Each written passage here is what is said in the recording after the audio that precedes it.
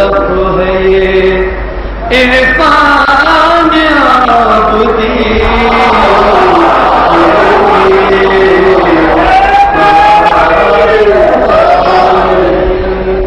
عرفان عابدی کے لیے یہی تو حسن حقیقت ہے بندگی کے لیے.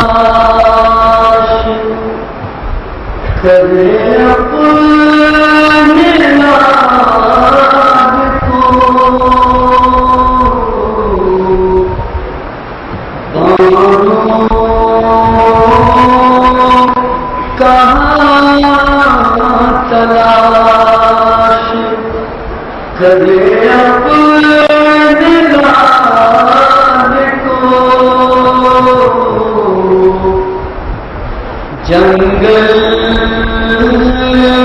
میں مار ڈالا ہے زہرا کی یاد کو بانو کہاں تلاش کرے اپنے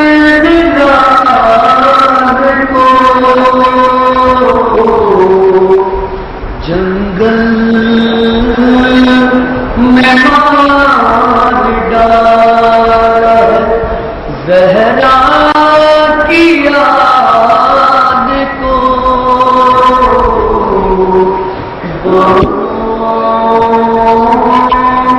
کہاں تلاش زینب کے ساتھ روتی ہے سب مل کے بیویاں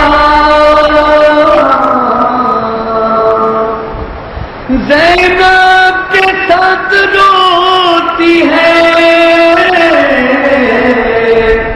سب مل کے بیویاں جب دیکھتی تھی روز وہ باتیں جوان کو بانو کہاں تلاش شبیر میرے پاس ہے صدقے کو بس یہی شبیر میرے پاس ہے صدقے کو بس یہی جھولے سے لا کے دے دیا بانو یاد کو بانو کہاں تلاش لیلا دعائیں کرتی رہی بات کربلا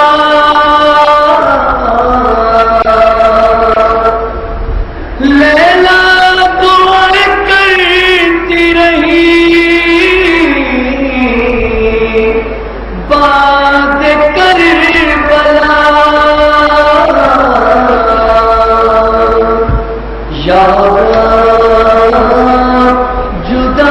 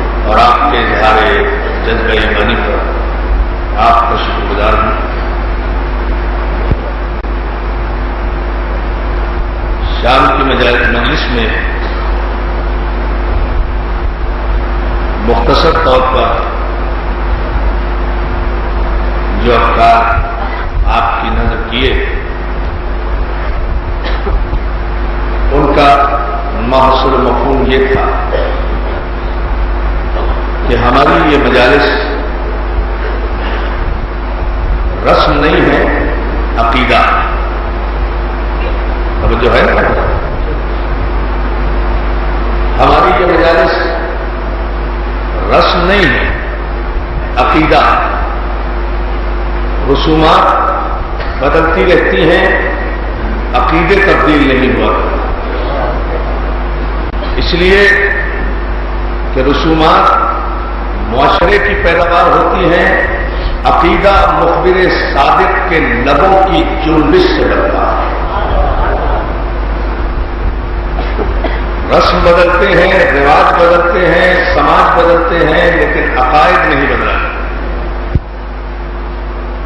ان 14 صدیوں میں انسان نے کتنی ترقی کی، کتنے مرحلے ارتقاء کے طے کیے، اور علمی اعتبار سے انسان پتھر کے زمانے سے نکل کر چاند کے زمانے میں آ گیا. جیسے جیسے حالات بدلتے رہے ویسے ویسے انسانی رسم و رواج میں تبدیلی آتی رہی. لیکن 1400 برس ہو گئے ہیں. آج سے 1400 برس پہلے جس طرح مجلس حسین ہوتی تھی، آج بھی اسی شان سے مجلس حسین ہوتی ہے. اور اس انداز سے حسین کی مجلس کا ہونا اس امر کی دلیل ہے کہ علامہ اقبال نے کہا کہ حقیقت ابدی ہے مقام شبیری، بدلتے رہتے ہیں انداز کوفی و شامی. حقیقت ذرا سا اس تمہید پر آپ کی توجہ، حقیقت ابدی ہے. علامہ اقبال کہتے ہیں کہ حقیقت ابدی ہے مقام شبیری، بدلتے رہتے ہیں، بدلتے رہتے ہیں انداز کوفی و شامی. حسین ایک ازلی اور ابدی حقیقت کا نام ہے، جبکہ کوفی اور شامی کے انداز بدلتے رہتے ہیں. ملت مسلمہ نے آج تک علامہ اقبال کے شعر کے اس دوسرے مصرے پر توجہ ہی نہیں کی. علامہ کا مفہوم یہ نہیں ہے کہ جو کوفے کا رہنے والا ہو وہ کوفی.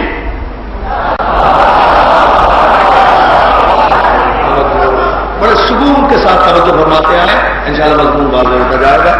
علامہ اقبال کا مفہوم یہ نہیں ہے کہ جو کوفے کا رہنے والا ہو وہ کوفی، جو شام کا رہنے والا ہو وہ شامی. شہر کی نسبتوں سے کردار کا تعین نہیں ہوا کرتا. ابھی بھی آپ غور نہیں کر رہے. جو کوفے کا رہنے والا ہو، علامہ یہ نہیں کہہ رہے کہ جو کوفے کا رہنے والا ہو وہ کوفی، جو شام کا رہنے والا ہو وہ شامی. علامہ اقبال کے مصرے کے پہلے جز پر غور کریں. پہلے انہوں نے کہا بدلتے رہتے ہیں انداز کوفی اور شامی. یعنی ضروری نہیں ہے کہ کوفے کا رہنے والا کوفی بھی ہو، شام کا رہنے والا شامی بھی ہو. شہر کے نسبت سے کسی کے کردار کا تعین نہیں کیا جا سکتا. علامہ یہ بتا رہے ہیں کہ جو بدل جائے وہ کوفی.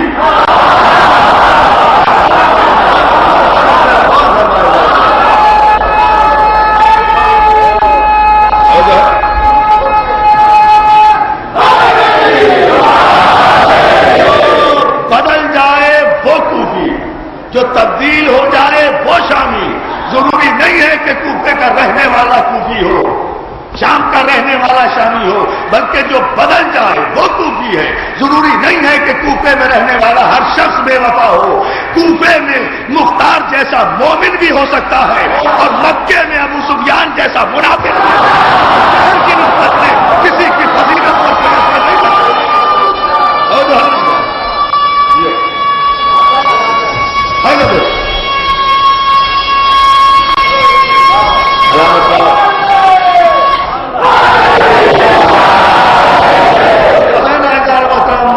سلامت رکھے مولا جلالی مدد کہنے والوں کو سلامت رکھے. یہ ہماری مجلس سے رسم نہیں ہے، عقیدہ ہے. رسم نہیں ہے، عبادت ہے. رسم نہیں ہے، علم ہے. ان مجلسوں میں رزق علم تقسیم ہوتا ہے. ہم اپنی نسلوں کو پروان چڑھاتے ہیں علم کی چھاؤں میں. عزیزان محترم، ہم اپنی نسلوں کو پروان چڑھاتے ہیں. یہی وجہ ہے کہ ہمارا چاہے نونہال ہو، چاہے چھوٹا ہو، چاہے بڑا ہو، یقین کی دولت سے مالا مال ہو کر اعتماد کے ساتھ علی کا نعرہ لگا دیتا ہے. یہی وجہ ہے کہ ہم نے آج تک، ہم دنیا کے یہاں یہ فلسفہ موجود ہے. دنیا کے بڑے اپنے بچوں کو کہتے ہیں ان کی مجلسوں میں نہ جانا، ان کے جلوس میں نہ جانا، ان کے جلسوں میں نہ جانا، ان کی تقریریں نہ سننا.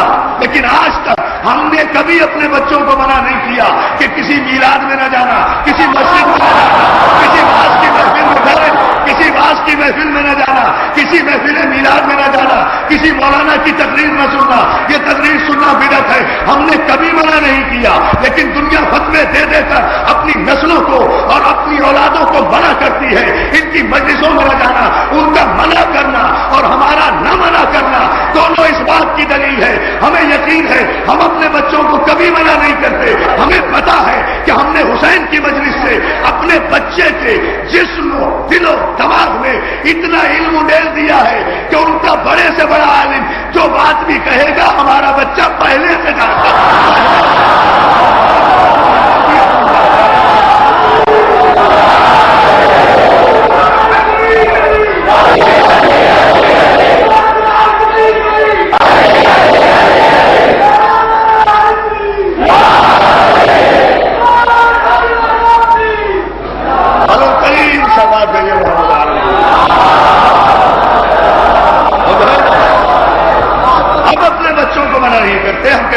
जहां जाओ, इसलिए कि ये हुसैनी तरबियत गाह का तरबियत याफ्ता है, इसलिए इसके इल्म में कोई कमी नहीं आएगी।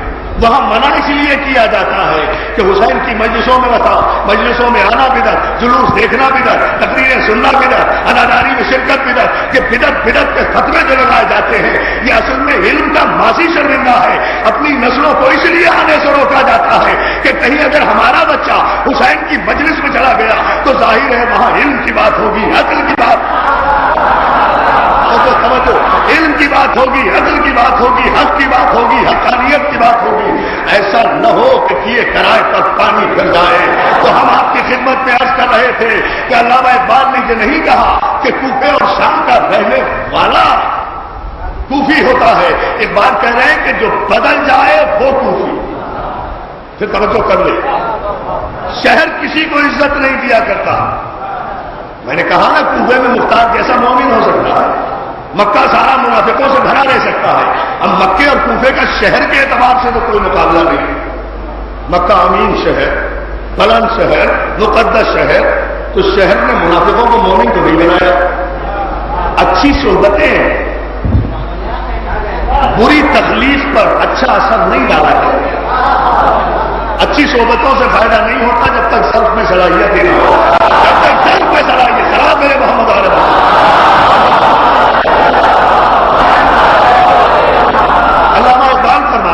अल्लामा इकबाल फरमा रहे हैं कि बदलते रहते हैं अंदाजे कूफियों शामी, कूफियों के और शामियों के अंदाज नहीं, बल्कि जो बदल जाए वो कूफी, जो तब्दील हो जाए वो शामी, जो बदले, जो नजरियात बदले वो कूफी, जो रुझानात बदले वो कूफी, जो आइडियोलॉजी बदले वो कूफी, जो मैनिफेस्टो बदले वो कूफी, जो दस्तूर बदले वो कूफी, जो मंशूर बदले वो कूफी, जो पार्टी बदले वो कूफी, जो परचम बदले वो कूफी, जो ज्यादा बदले वो कूफी, जो इरादा बदले वो कूफी, जो काफिला बदले वो कूफी, जो मंजिल बदले वो कूफी, जो रहबर बदले वो कूफी, जो मैखाना बदले वो कूफी, जो पैमाना बदले वो कूफी, जो साथी बदले वो कूफी। अल्हम्दुलिल्लाह 1400 बरस की हमारी तारीख उठाकर देख जाओ, हमने आज से 1400 बरस पहले जिनका इकरार किया था आज भी उनका इकरार करते हैं और कयामत तक उनका इकरार करते रहेंगे। और आज से 1400 बरस पहले जिनका इनकार किया था अल्हम्दुलिल्लाह आज भी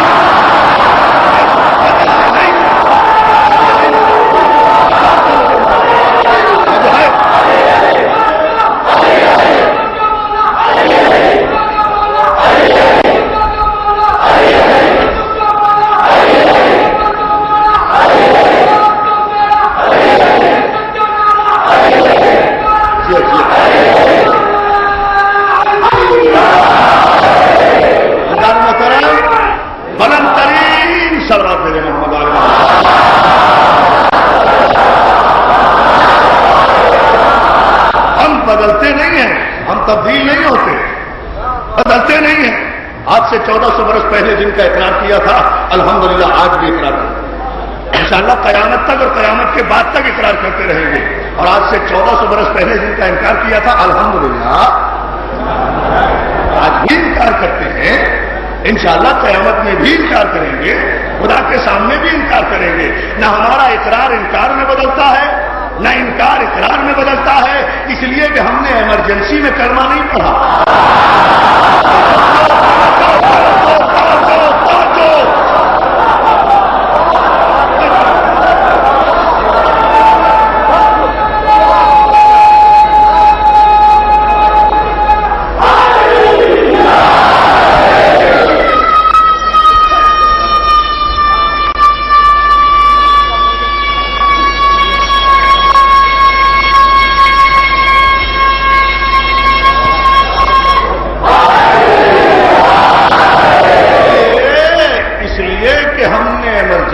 کلمہ نہیں پڑھا، ہم کہیں گلیوں میں تلوار لیے گھوم نہیں رہے تھے.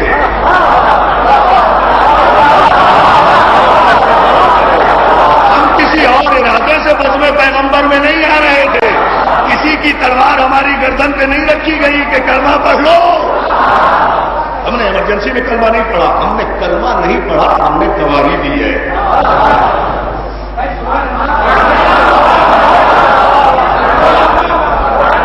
بہت شکر گزار ہوں آپ کی اس توجہ کا. ہم نے کلمہ نہیں پڑھا، خدا کی قسم ہم نے کلمہ نہیں پڑھا. کلمہ پڑھنے والے اور ہوتے ہیں، گواہی دینے والے اور ہوتے ہیں. کلمہ پڑھنے والا، رسول کا کلمہ پڑھنے والا اور ہوتا ہے، رسول کی گواہی دینے والا اور ہوتا ہے. یہی وجہ ہے کہ بڑے سے بڑے میدان میں جب سارے کلمہ پڑھنے والے رسول کو چھوڑ کر چلے جاتے تھے تو علی کبھی میدان چھوڑ کر نہیں جاتے تھے، اس لیے کہ کلمہ پڑھنے والوں کی جانب سے رسول کو چھوڑنے سے رسالت پر کوئی حرف نہیں آتا تھا. لیکن اگر گواہ میدان چھوڑ جاتا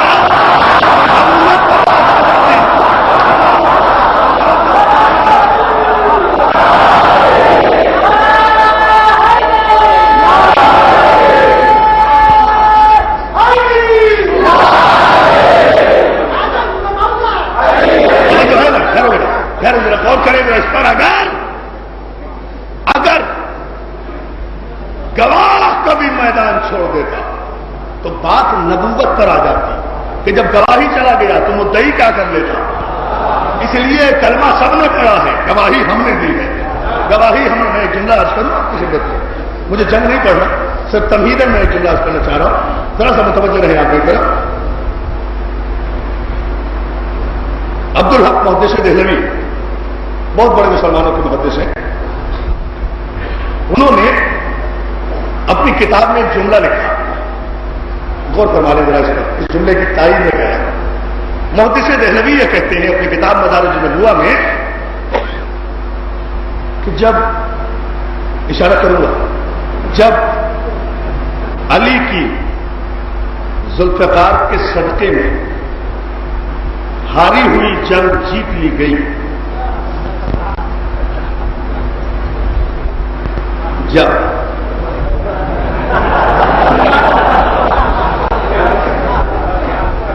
ہم آپ کی خاموشی کے قربان ہو آپ تو ایسے پریشان ہوئے جیسے آپ ہی میدان سے گئے تھے.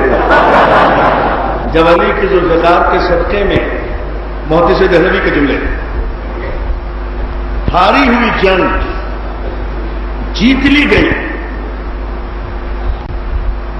اور گئے ہوئے لوگ بخیریت تمام واپس تشریف لے آئے. محدث دہلوی کے جملے ہیں جب گئے ہوئے لوگ بخیریت واپس آ گئے، آ کر پیغمبر اسلام کو مبارکباد دینے لگے، یا رسول اللہ علی کی فتح مبارک جنگ اور فتح ہو گئی. تو محدث دہلوی ایک جملہ لکھتے ہیں کہ جب سب جمع ہو گئے تو پیغمبر اسلام نے مسکرا کر علی کی طرف دیکھا. محدث دہلوی کا جملہ، مسکرا کے علی کی طرف دیکھا اور علی کی طرف دیکھ کر کہتے ہیں یا علی جب سب چلے گئے تھے تم کیوں نہیں تھے؟ ظاہر ہے رسول اللہ کا سوال ہی ایسا کیا ہے کہ آپ کو چپ ہونا چاہیے. کمال ہے، میں قربان ہو جاؤں یا رسول اللہ آپ کی وضاحت و بلاغت کی. یعنی جو چلے گئے تھے ان سے نہیں پوچھ رہے کہ تم کیوں گئے تھے، جو نہیں گیا تھا اس سے پوچھ رہے ہیں تم کیوں نہیں گئے. آپ بڑے لوگوں کی باتیں ہیں، بڑے لوگ جانے. اپنے بھائی سے پوچھ رہے ہیں، محدث دہلوی کا جملہ ہے. پیغمبر اسلام کہتے ہیں یا علی جب سب چلے گئے تھے، اب سب میں کوئی ایکسیپشن نہیں ہے، کوئی استثناء نہیں ہے. آپ بڑے شاداب ذہنوں کے مالک ہیں، آپ اشارے کو سمجھیں گے. جب سب چلے گئے تھے، علی تم کیوں نہیں چلے گئے؟ میں آپ کو یہ سمجھیے کہ مکمل ریسٹ دے رہا ہوں، ایک قیامت خیز نتیجہ دینے کے لیے. مکمل اطمینان سے سکون سے سننے جائیے. یا علی، جب سب چلے گئے تھے تو تم کیوں نہیں چلے گئے؟ اب محدث دہلوی لکھتے ہیں علی نے دست ادب بارگاہ رسالت کو جوڑ کر عرض کیا، انہی کی کتاب کا جملہ دہرا دوں. یا رسول اللہ، محدث دہلوی، یا رسول اللہ، علی کہتے ہیں آیا کافر شوم بعد از ایمان من بتو کا رست برادران و یاران کے پہ غنیمت رفتان و حسیمت خوردان چکاردان. یہ محدث دہلوی کا جملہ ہے جو انہوں نے نقل کیا مولا کائنات سے کہ علی بارگاہ رسالت میں عرض کرتے ہیں یا رسول اللہ، کیا آپ کو چھوڑ کر ایمان کے بعد کفر اختیار کر لیتا؟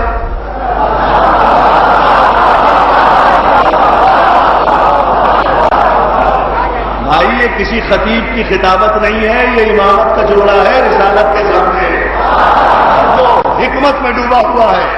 یہاں کوئی جذباتی کیفیت نہیں ہے. بڑی ذمہ داری سے مولا کہہ رہے ہیں یا رسول اللہ، آیت کافر شوم بعد از ایمان، کیا ایمان کے بعد کفر اختیار کر لیتا؟ اور اس کے بعد کہتے ہیں یا رسول اللہ من بد کا مولا مجھے آپ سے تعلق ہے، برادران و یاران کے اس پر غنیمت رکھتا، وہ حسیمت خوردن شکار ہے. مجھے ان بھائیوں سے کوئی تعلق نہیں ہے جو پے غنیمت گئے اور شرمندگی اٹھائی. علی کا جملہ ہے، آسانی سے کیسے سمجھ میں آ جائے. یہ کوئی عرفان آبدی کا جملہ تو نہیں جو آپ سمجھ گئے. مولا کا جملہ آج تک علی کسی کی سمجھ میں نہیں آیا. علی کا جملہ اتنی جلدی ہاں سمجھیں گے صاحب. انشاءاللہ ہم بھی یہی ہیں کہ جب اتنی دور سے آ ہی گئے، اللہ آپ کو سلامت رکھے. مولا کا جملہ ہے نا، اور مولا کا جملہ سمجھائے بولا چاہے ساری رات ہو جائے، میں آگے نہیں بولوں. سمجھنا ایسا ہے جس شان کا میرے مولا کا جملہ ہے. لیکن میری ساری تقریر کے آپ بات نہ دیں، مجھے افسوس نہیں ہوگا. میرے مولا کا جملہ نہ سمجھ میں آیا سنائیے ہے نا. علی کہتے ہیں یا رسول اللہ آیا شرم بات عظیم، مولا من بتا سرکار مجھے آپ سے کام ہے، ان سے میرا کوئی تعلق نہیں ہے. 6 آدمیوں کی سمجھ میں آیا ہے.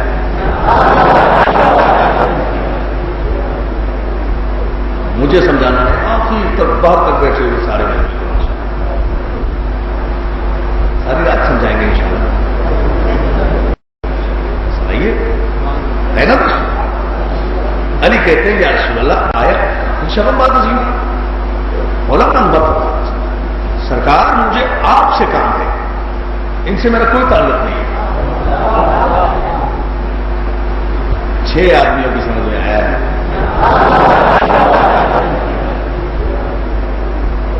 مجھے سمجھانا ہے آخری تک باہر تک بیٹھے ہوئے سارے میں ساری رات سمجھائیں گے انشاءاللہ. یا رسول اللہ من بتوں کا راستہ، مولا مجھے آپ سے کہا ان لوگوں سے میرا کوئی تعلق نہیں. اب میرے نہ جانے کو ان کے جانے سے کیوں منسلک کر رہے ہیں؟ مجھے آپ سے تعلق ہے، ان سے میرا کوئی تعلق نہیں ہے. نہیں نا یا علی یا علی.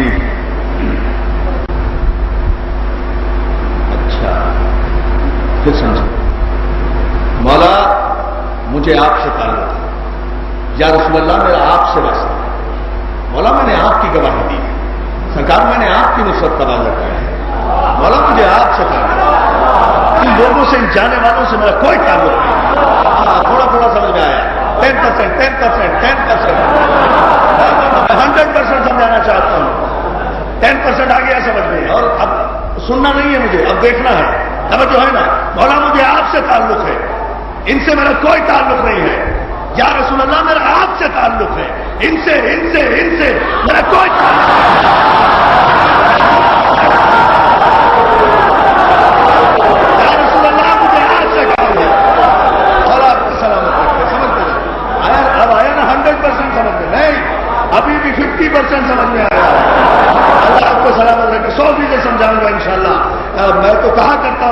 کہ کسی ذاکر کا کوئی کمال نہیں ہوتا، اس منبر کا اعجاز ہوتا ہے، وہ رزق علم عطا کرتا ہے۔ مولا مجھے آپ سے تعلق ہے، مولا مجھے آپ سے کام ہے۔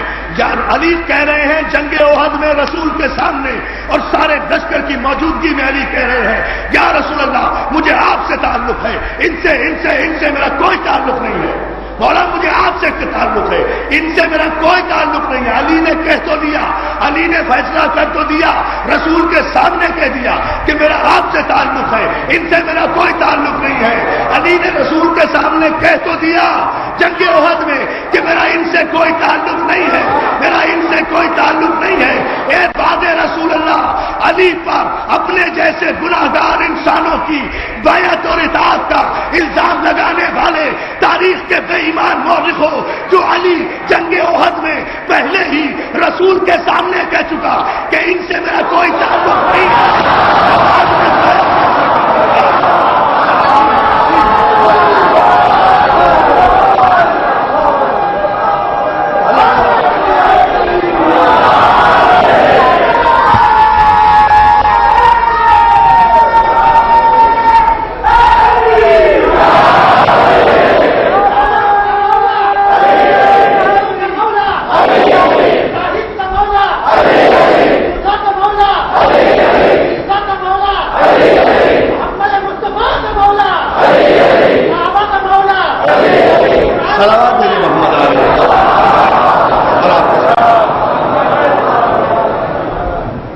جو ہے نا جانا محترم ذرا سا جی میں عرض کرتا ہوں دوبارہ ایسا محترم اس مسئلے پر پھر توجہ فرمائیں۔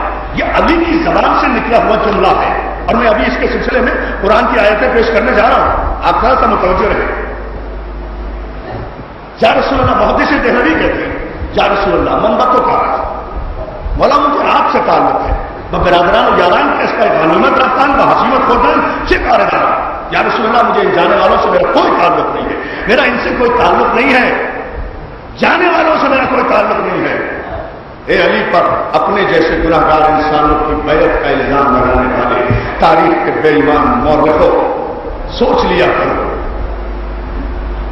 جو علی رسول کے سامنے جنگ احد میں یہ کہہ چکا ہے کہ میرا ان سے کوئی تعلق نہیں ہے، وہ بعد رسول ان کی بیعت نہیں کر سکتا، اور اگر ان سے تعلق رکھنا شریعت میں کسی طرح بھی واجب ہوتا تو پیغمبر پر واجب تھا کہ وہ علی کے منہ پر ہاتھ رکھ کر کہتے نہیں علی مجھ سے بھی تعلق ہے، ان سے بھی سلامت میرے بابا کے کلام میں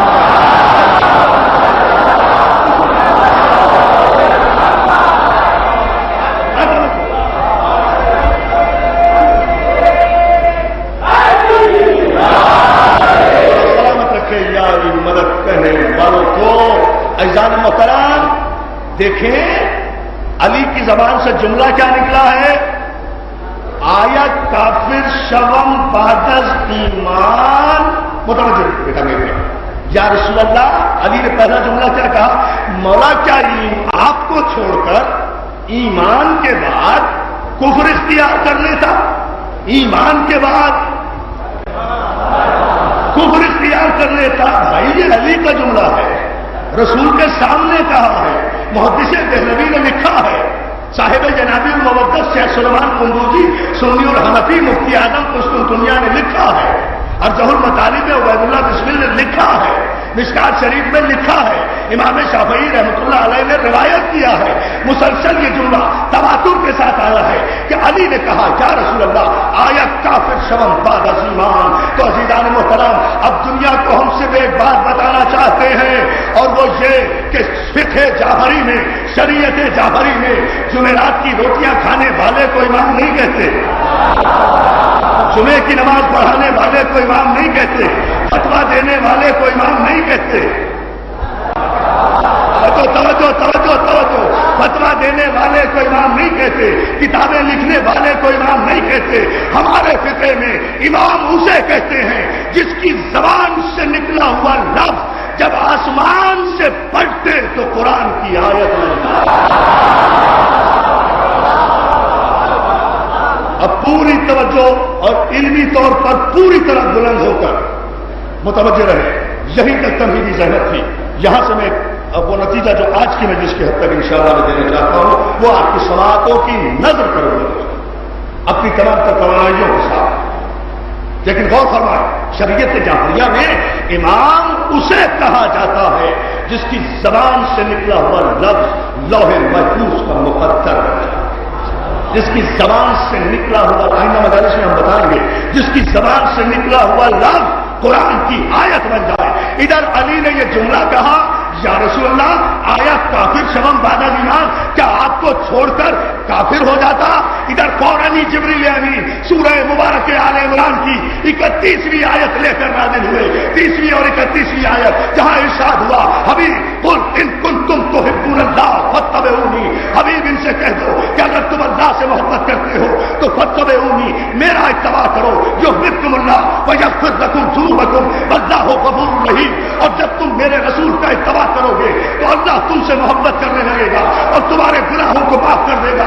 پھر 31ویں آیت میں فوراً اس کے بعد علی کے جملے کی تائید میں آیت آئی حبیب قل اطیعوا اللہ ورسول. ان سے کہو کہ اللہ کی اطاعت کریں اور رسول کی اطاعت کریں. فإن تولوا فإن اللہ لا يحب الکافرین. اور حبیب جس نے بھی تجھے پشت دکھائی اللہ پھر کافروں کو دوست نہیں رکھتا.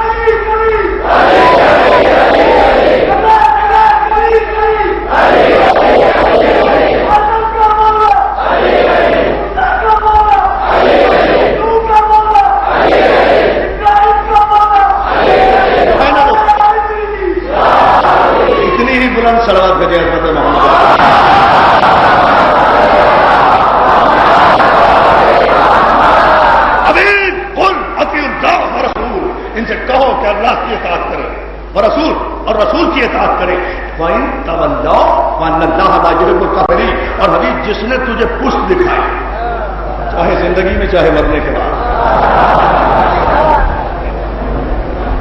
والا یہ نہیں سمجھے جس نے بھی تجھے پشت دکھائی انڈر اینی سرکمسٹانسز پشت دکھائی کسی بھی حالت میں اگر تجھے پشت دکھائی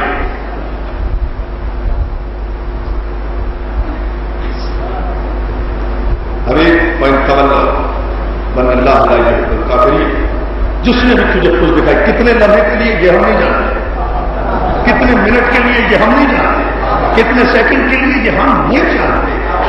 جس نے بھی تجھے کچھ دکھائی اللہ پھر کافروں کو دوست نہیں رکھتا. علی نے کیا کہا آیا کافر شمم بعد الایمان آخرا بعد الایمان. ایمان کے بعد کفر اختیار کر لیتا. ادھر علی نے جملہ کہا ادھر آیت نے تصدیق کی. بس جس کی زبان سے نکلے ہوئے جملے پر قرآن کی آیت پورے تصدیق سب کرے شریعت مصطفیٰ میں اسے ایمان شریعت مصطفیٰ میں توجہ. جس کی زبان سے نکلے ہوئے جملوں کی تصدیق اور آن کی آیت کرے شریعت میں اسے امام کہا جاتا ہے. یہ ساری تمہیدی زحمت جو میں آپ کو دے رہا ہوں وہ صرف اس نتیجے تک پہنچنے کے لیے بہت توجہ اس نتیجے تک پہنچنے کے لیے جو میں بیان کرنے جا رہا ہوں. علی نے کہا آیا کافر شمم بعد الایمان کیا ایمان کے بعد کفر اختیار کر لیتا آپ کو چھوڑ کر. قرآن نے تصدیق کی نا آخری آدمی تک مولا نظر بد سے محفوظ رکھے ان تاریخی شیان حضرت قرار کے اجتماعات کو. یہ تاریخی فیصلہ اذان محترم آج کی مجلس میں دینا چاہتا ہوں. پوری توجہ آپ کی چاہوں گا اسی محبت کے ساتھ اسی جولانی تباہ کو مجھے آپ ضرورت ہے کہ یہی جولانی تباہ میری طرف منعطف ہو. پوری توجہ اذان محترم. علی نے کہا یا رسول اللہ کیا آپ کو چھوڑ کر آپ کو تنہا چھوڑ کر آپ کو اکیلا چھوڑ کر ایمان کے بعد کافر ہو جاتا. آیت نے کہا حبیب جس نے بھی تجھے پشت دکھائی، جس نے بھی تیری نافرمانی کی، جس نے بھی تیری روگردانی کی، جس نے بھی تیرا ساتھ چھوڑا، وہ کافر ہو گیا۔ اب مجھے عزیزوں اس ترقی یافتہ دور میں، اس پڑھے لکھے دور میں، اس پڑھے لکھے زمانے میں، اس چاند کے زمانے میں، اس سورج کے زمانے میں، جب انسان چاند پر کمندے ڈال رہا ہے، جب انسان 2+2=4 کی بات سمجھ رہا ہے، جب انسان فلسفہ و منطق میں نہیں جا رہا، انسان پریکٹیکل ہو رہا ہے، انسان کہہ رہا ہے کہ ہمیں 2 اور 2 4 کر کے بتاؤ، تو لو بھائی ہم بھی 2 اور 2 4 کیے دیتے ہیں، ہم بھی فیصلے کی بات کیے دیتے ہیں، ہم اس بحث میں نہیں پڑتے۔ یہ ہوں گی آج اب سے 500 برس پہلی بحثیں کہ پہلے کون ایمان لایا، بعد میں کون ایمان لایا، پہلے کس نے کلمہ پڑھا، بعد میں کس نے کلمہ پڑھا۔ ارے یہ جاہلانہ بحثیں ہیں، ان بحثوں میں ہم پڑھنا نہیں چاہتے، نہ ہم اس کا جواب دینا چاہتے ہیں۔ ہم کہتے ہیں کہ نہیں ٹھیک ہے، جو آپ کہتے ہیں وہی سب سے پہلے ایمان لے آئے ہوں گے۔ ہم کسی کے لیے اس میں بحث میں وقت ضائع نہیں کرنا چاہتے، اس سے کوئی فرق نہیں پڑتا کہ پہلے کون ایمان لایا، بعد میں کون ایمان لایا۔ یہ جاہلانہ بحث ہے۔ مجھے تو محدث دہلوی کے اس جملے کی روشنی میں اور قرآن کی اس آیت کی روشنی میں، اے رسول جس نے تجھے پشت دکھائی، اللہ پھر کافروں کو دوست نہیں رکھتا۔ میں تو آج اس مسجد کے اس تاریخی اجتماع سے ایک فیصلہ دے کر جانا چاہتا ہوں، اور علی بالو، علی کی حقانیت کو سجدے کرتے ہوئے میرے نوجوانوں چاہو گے۔ میرے مولا نے کہا یا رسول اللہ کیا آپ کو چھوڑ کر ایمان کے بعد کفر اختیار کر لیتا؟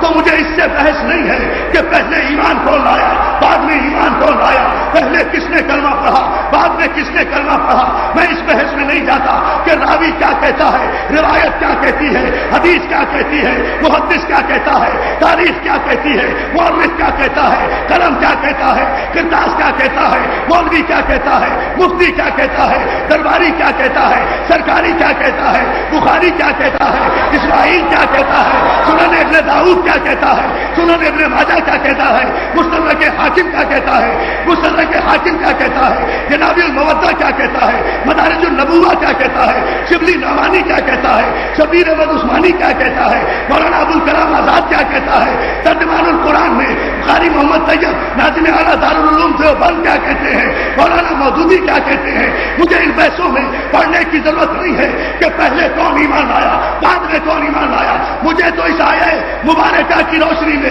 صرف اتنا بتاؤ کہ رسول کو چھوڑ کر جنگ احد میں رسول کو چھوڑ کر جو لوگ کافر ہو گئے تھے انہوں نے دوبارہ کب کلمہ پڑھا؟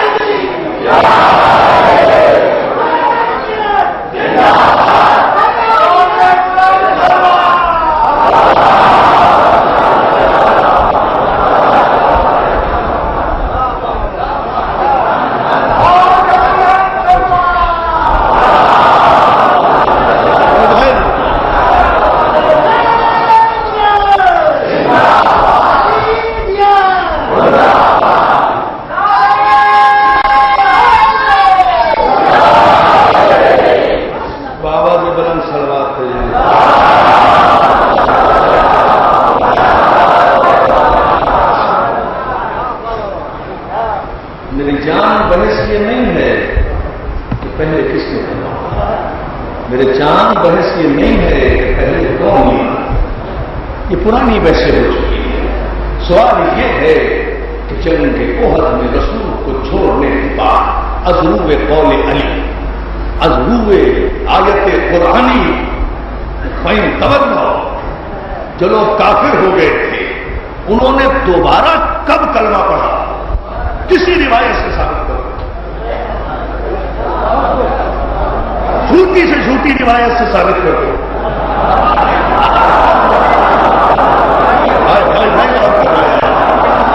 اچھا غور نہیں کر رہے تو سلوات ہی بھیج دیں محمد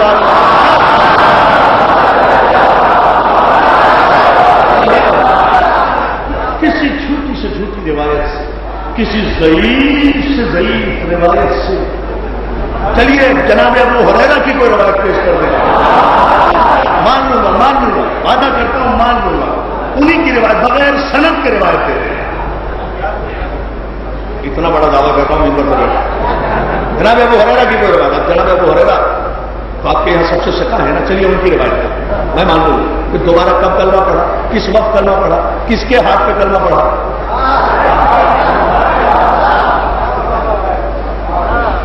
یہ مجھے کوئی بتا دے. جناب ابو ہریرہ ظاہر ہے ماشاءاللہ بہت ہی ذہین آدمی ہیں حدیث بیان کرنے کے سلسلے میں. ہاں بہت ذہین آدمی, کمپیوٹر تھے حدیث رسالت نام بیان کرنے.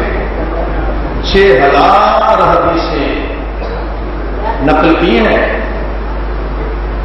اور جو سابقون الاولون صحابہ کرام تھے جنہوں نے 23 برس کی زندگی پیغمبر اسلام کی صحبت میں گزاری ہے, ان میں سے کسی کی 117, کسی کی 114, کسی کی 37, کسی کی 78 حدیثیں. اور یہ جناب ابو ہریرہ وہ ہے جو جنگ خیبر کے بعد مسلمان ہوئے. 3 سال میں 6000 حدیثیں, لوگوں کی 23 سال میں 100 حدیثیں.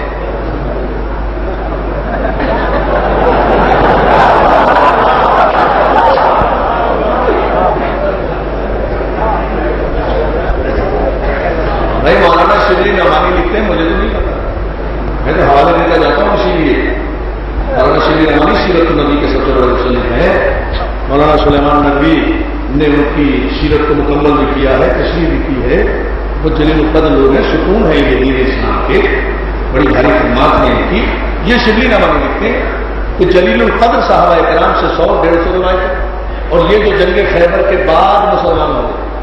ظاہر جنگ خیبر کے بعد حضور 3-3.25 سال تک تو حیات میں بس, تو 20 سال والوں کے پاس 100 حدیث ہے, 3 سال والے کے پاس 6000 حدیث.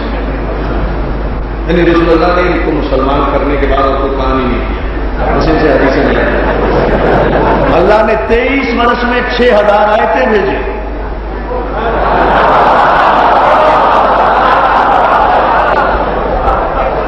چھوٹی چھوٹی باتیں وہ معلومات کی غور کرتے چلے جائیں. اللہ نے 23 برس میں 6666 آیتیں بھیجی. انہوں نے 3 برس میں 6000 حدیثیں بھیجی. مقابلہ چل رہا تھا آیتوں سے, جتنی آیتیں تو بھیجے گا اتنی حدیثیں میں بھیجوں گا. کمپٹیشن. اور یہ 666 بھی بس 6000 کو روک دیا, 666 نہیں کی قرآن کے احترام میں.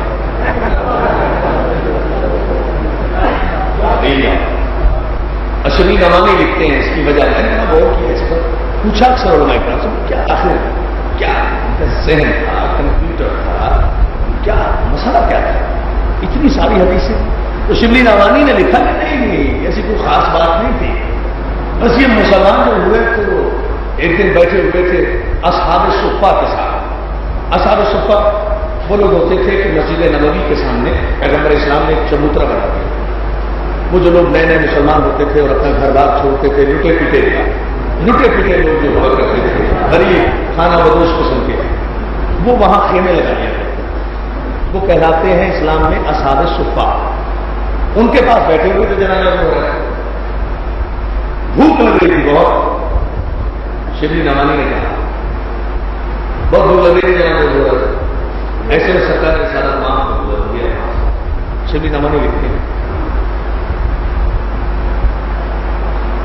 سرکار سالت معاف کو گزر ہوا, حضور کو دیکھا تعظیم کے لیے سارے اصحاب صفہ کو کھڑے ہوئے. جناب نے بھی تعظیم دی, سرکار کو تھے ہی رحمت اللہ علیہ, فقیروں کے ساتھ بیٹھنے میں لطف آیا کرتا, سب پہ دستے شفقت پھیرا, بیٹھ گئے. اصحاب صفہ کے درمیان جب پیغمبر بیٹھے تو شبلی نعمانی کہتے ہیں کہ جناب ابو ہریرہ بار بار اپنے کرتے کا دامن اٹھا کر اپنے پیٹ کی طرف اشارہ کرتے ہوئے حضور کو متوجہ کرتے ہیں. شرافت سے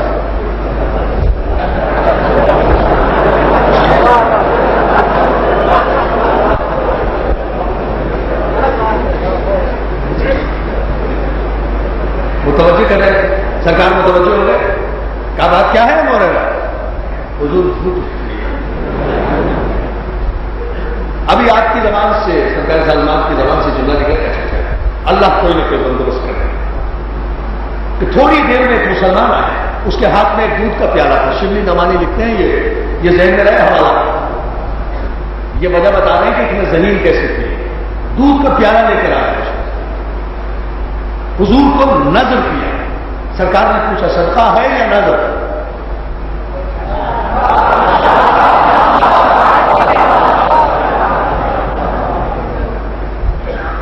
اس نے کہا سرکار نظر ہے. کہا اچھا اگر نظر ہے تو میں چکھ لیتا ہوں.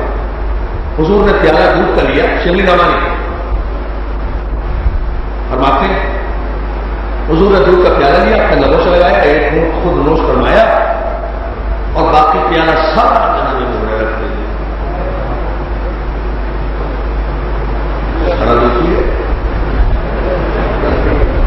ابو ہریرہ تھے نا،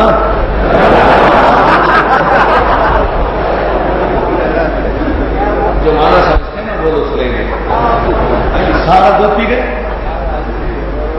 یہ یقین نہیں آتا آپ گھر جائیے اپنے دودھ کی ہنڈیاں کھلی چھوڑ دیجیے. ان کی جتنی ضروریت ہے نا اگر ایک پتیلی میں بھی دودھ چھوڑ دو.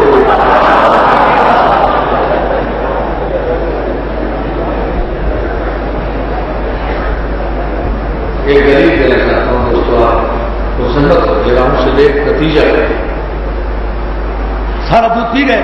تب یہاں سے شبلی نعمانی استدلال یہ کرتے ہیں کہ بس جس دن سے حضور کا جھوٹا دودھ پیا تھا اس دن سے ان کا حافظہ کمپیوٹر ہو گیا، بڑا کے صحیح ہو گئے تھے، میموری شارپ ہو گئی تھی، جو کچھ ہواؤں سے بھی سن لیتے تھے یاد کر لیتے تھے. اتنا حافظہ تیز ہو گیا تھا. تو میں نے کہا کہ اگر شبلی نعمانی زندہ ہوتے تو میں ان سے پوچھتا کہ یہ ابو ہریرہ کے حافظے کا کمال تھا یا رسول کے جھوٹے دودھ کا؟ بہت توجہ، پوری توجہ دوستوں اب چاہوں گا، ساری زحمت آپ کی خط میں نتیجہ دے رہا ہوں. شبلی زندہ ہوتے تو میں ان سے آج پوچھتا کہ یہ ان کے حافظے کا کمال تھا، شہید ہونا، ان میں ذہانت آ جانا، یا حضور کے نبی مبارک کا کمال تھا جن سے مس ہو کر دودھ میں یہ تاثیر ہوئی، حضور کا جھوٹا دودھ پی لیا. تو سارے علماء نے متفقہ طور پر یہی کہنا ہے نا کہ یہ حضور کے جھوٹے دودھ کا کمال تھا کہ جھوٹا دودھ پی لیا. تو جناب ابو ہریرہ سب سے بڑے راوی حدیث کہلائے. تو میں بھی تو یہی کہتا ہوں مسلمانوں، مجھے بھی تو تاریخ کے مورخ سے اور شبلی نعمانی سے یہی گنا ہے. میں اس روایت کا انکار نہیں کر رہا، باتیں یہ حضور کا معجزہ تھا کہ جو حضور کا جھوٹا دودھ پی لے اس سے 6000 حدیثیں دی جا سکتی ہیں. لیکن خدا کے لیے انصاف کیا کرو کہ حضور کا جھوٹا دودھ پی لے اس سے 6000 حدیثیں لیتے ہو، اور جو خانہ کعبہ میں رسول کی زبان چوسے اس سے دین نہیں لیتے.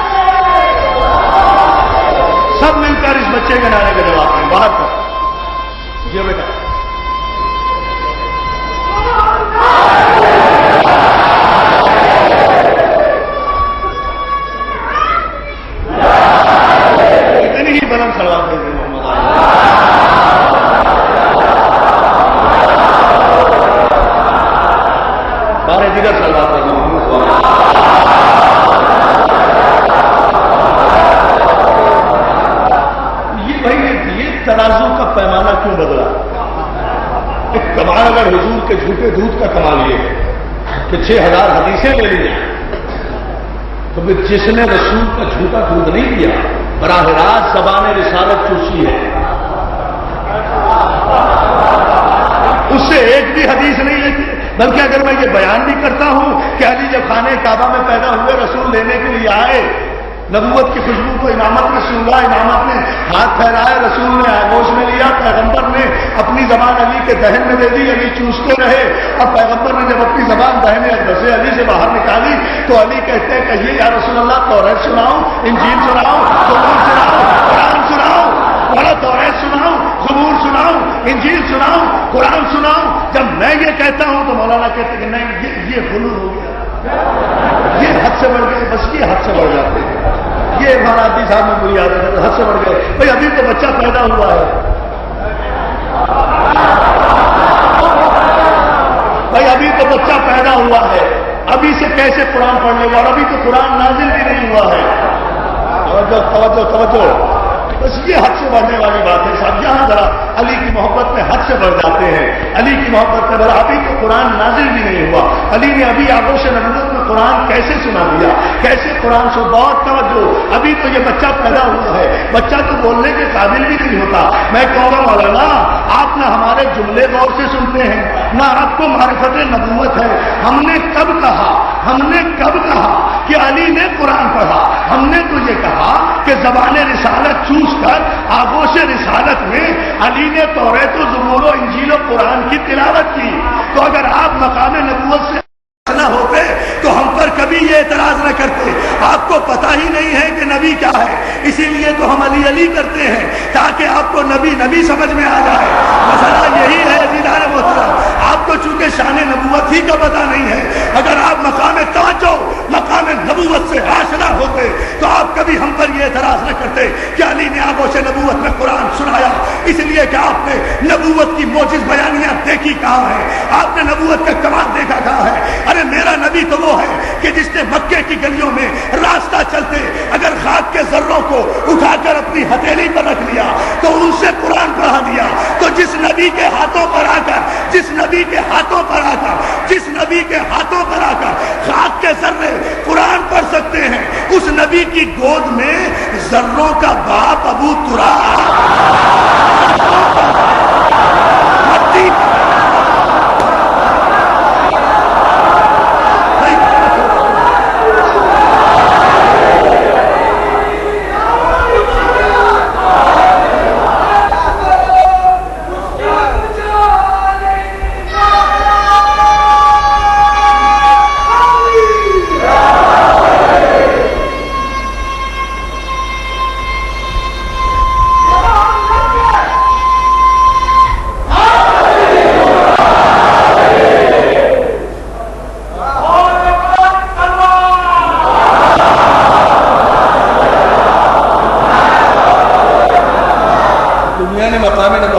بتائیں گے کہ علی کو یہ کیوں حق ہے، قرآن نازل ہونے سے پہلے علی کو قرآن پڑھنے کا حق ہے.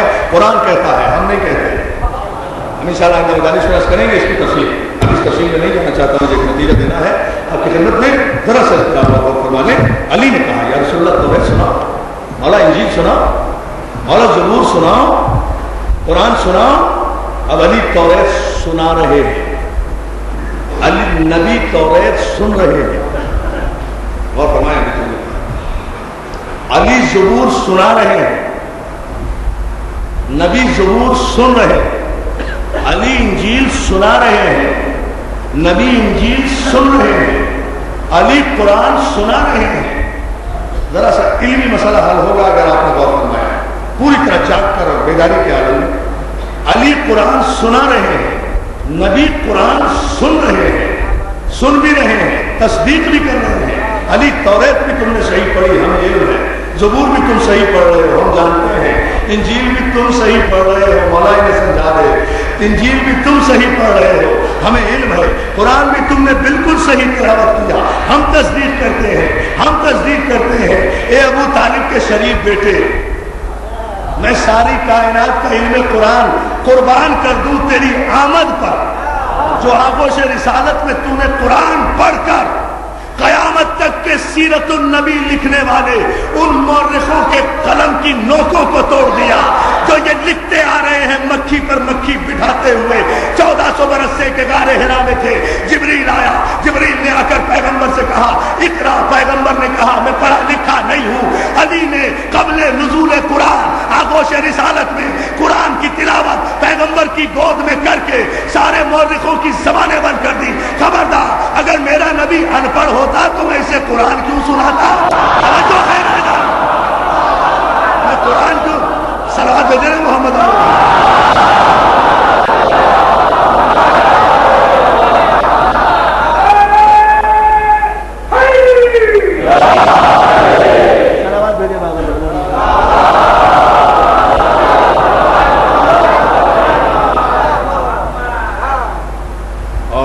محترم، اب اگر آپ اس پر دلیل چاہتے ہیں کہ علی کو قرآن کے نازل ہونے سے پہلے علم قرآن کہاں سے آ گیا، یہ ہمارا عقیدہ نہیں ہے، یہ قرآن کا فیصلہ ہے۔ قرآن نے کہا سورہ مبارک رات کی 40ویں آیت میں ارشاد ہوا، حبیب یقول الذین کفروا لست مرسلا قل کفی باللہ شہیدا بینی و بینکم ومن عنده علم الکتاب۔ حبیب کافر یہ کہتے ہیں کہ تو رسول نہیں ہے، کافر تجھے مرسل نہیں مانتے تو نہ مانے، تو غم کیوں کرتا ہے؟ یہ تجھے نبی نہیں مانتے نہ مانے، ہم نے کوئی ان کے مشوروں سے تجھے نبی بنایا؟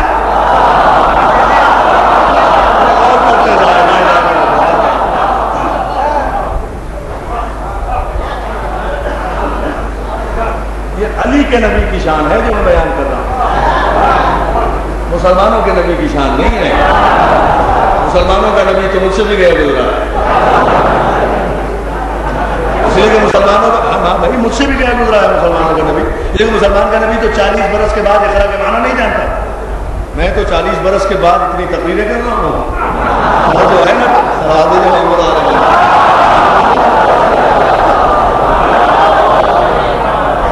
یہ میں امت کے نبی کی بات نہیں کر رہا، میں علی کے نبی کی بات کر رہا ہوں۔ شان دیکھو علی کے نبی کی، شان دیکھو علی کے نبی کی، اسی لیے علی علی کرتے ہیں تاکہ دنیا کو نبی سمجھ میں آئے۔ ہم پر اعتراض تو کرتے ہو کہ ہر مجلس میں علی، ہر مجلس میں علی، نبی کی شان ہی بیان نہیں کرتے ہیں، تم جانتے ہی نہیں ہو کہ بڑوں کی شان ہمیشہ چھوٹوں سے بیان کی جاتی ہے۔ فصاحت و بلاغت اور کلام کا اصول ہی یہ ہے، تم نے پڑھا لکھا کہا ہے، کچی پکی روٹیاں پڑھ کر مسجدوں میں آ جاتے ہو اور کتابیں پڑھنا شروع کر دیتے ہو اور فتوے دینا شروع کر دیتے ہو، تمہیں علاقہ کیا ہے، واسطہ کیا ہے، تم علم کے عین سے واقف نہیں۔ علم کے عین سے کیسے واقف ہوں گے جنہیں عین سمجھ میں ہی نہیں آیا، نہ علم کا عین سمجھ میں آیا، نہ علی کا عین سمجھ میں آیا۔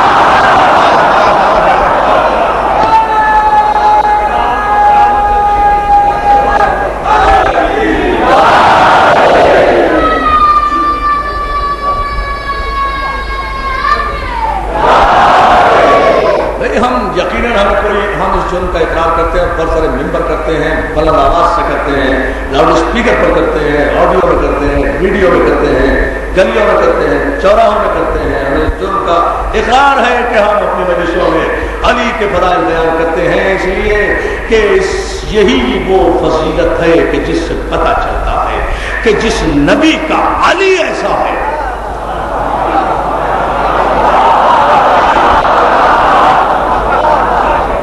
جملہ مکمل کروں، توجہ چاہوں، جس نبی کا علی ایسا ہے، اس علی کا نبی کیسا ہوگا، جس کا شاگرد ایسا ہے اس کا استاد کیسا ہوگا، جس کا دروازہ ایسا ہے اس کا شہر کیسا ہوگا، جس کا جزو ایسا ہے اس کا کل کیسا ہوگا، جس کا نفس ایسا ہے اس کی جان کیسی ہوگی۔ جو ہے نا صلوات علی محمد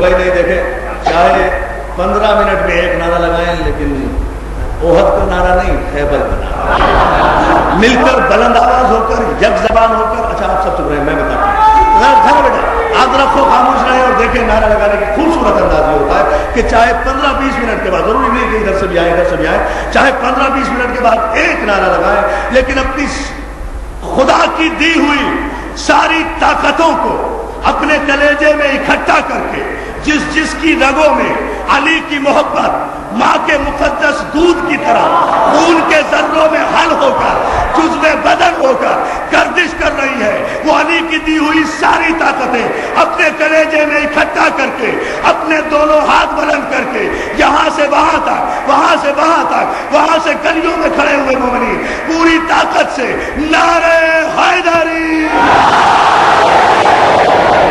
اب اتنی بلند سلوات بھیج دیں۔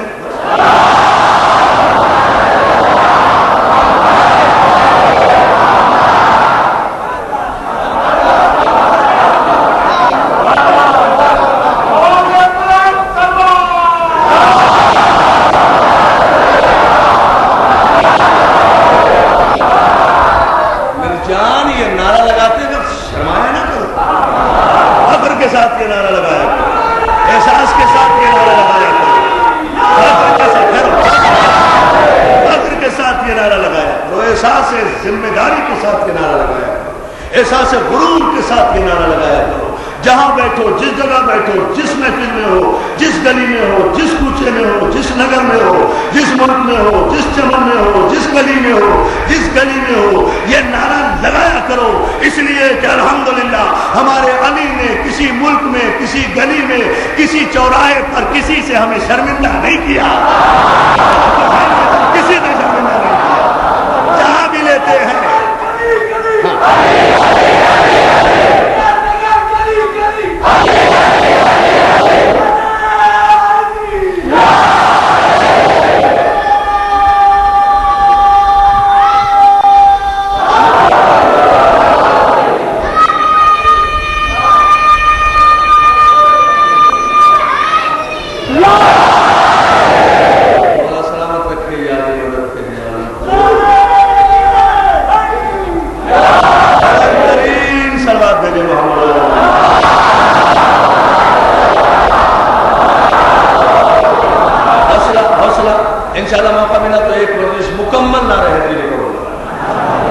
قرآن سے، حدیث سے، تاریخ سے، آیات سے، روایات سے ثابت کروں گا نہ رہے انشاءاللہ کسی میں جس کو آپ ذرا سا تھوڑا سا اس پر متوجہ ہو جائے ایک مرحلے میں ذرا سا وقت فرمایا۔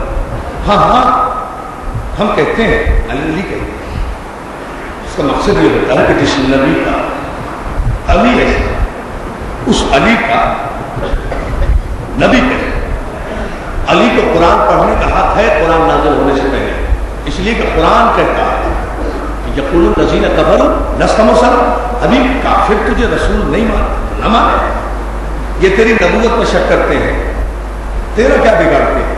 تیری نبوت میں شک کر کے یہ خود کافر ہو گئے، جو بھی تیری نبوت میں شک کرے کافر، جب بھی تیری نبوت میں شک کرے کافر، جہاں بھی تیری نبوت میں شک کرے، جس جگہ بھی تیری نبوت میں شک کرے کافر، چاہے تو صحت کے عالم میں ہو یا بیماری کے عالم میں ہو۔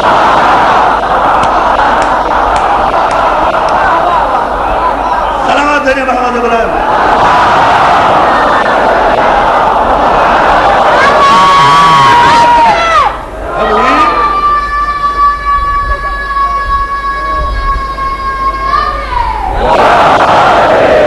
اللہ سلامت رکھے۔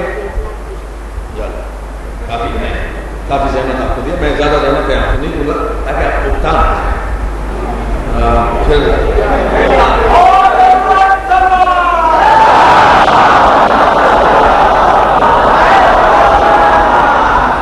آپ کو سلامت رکھے۔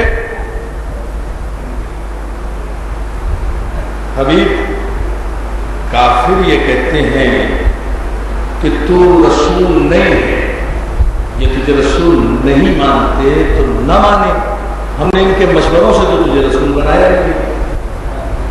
کہہ دے قل کفا باللہ شہیدا بینی و بینکم، ان سے کہہ دے کہ میری نبوت کی گواہی کے لیے ایک اللہ کافی ہے اور ایک وہ کافی ہے جسے ہم نے کل کتاب کا علم عطا کر دیا، عطا کریں گے نہیں۔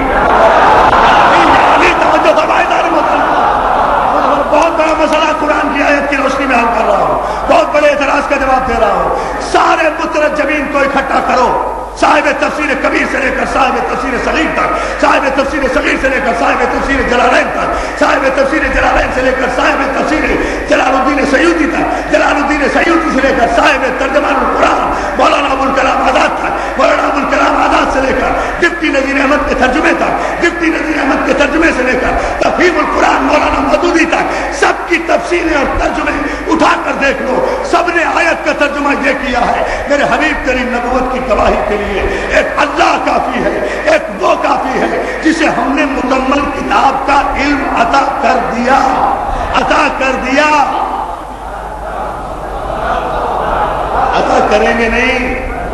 جب یہ آیت نازل ہوئی اس وقت قرآن مکمل نہیں ہوا تھا، اس وقت تو قرآن آنا شروع ہوا تھا، یہ تو ابتدائی 2-3 سال کی آیت ہے، اس کے بعد تو 20 سال تک قرآن نازل ہوتا رہا ہے،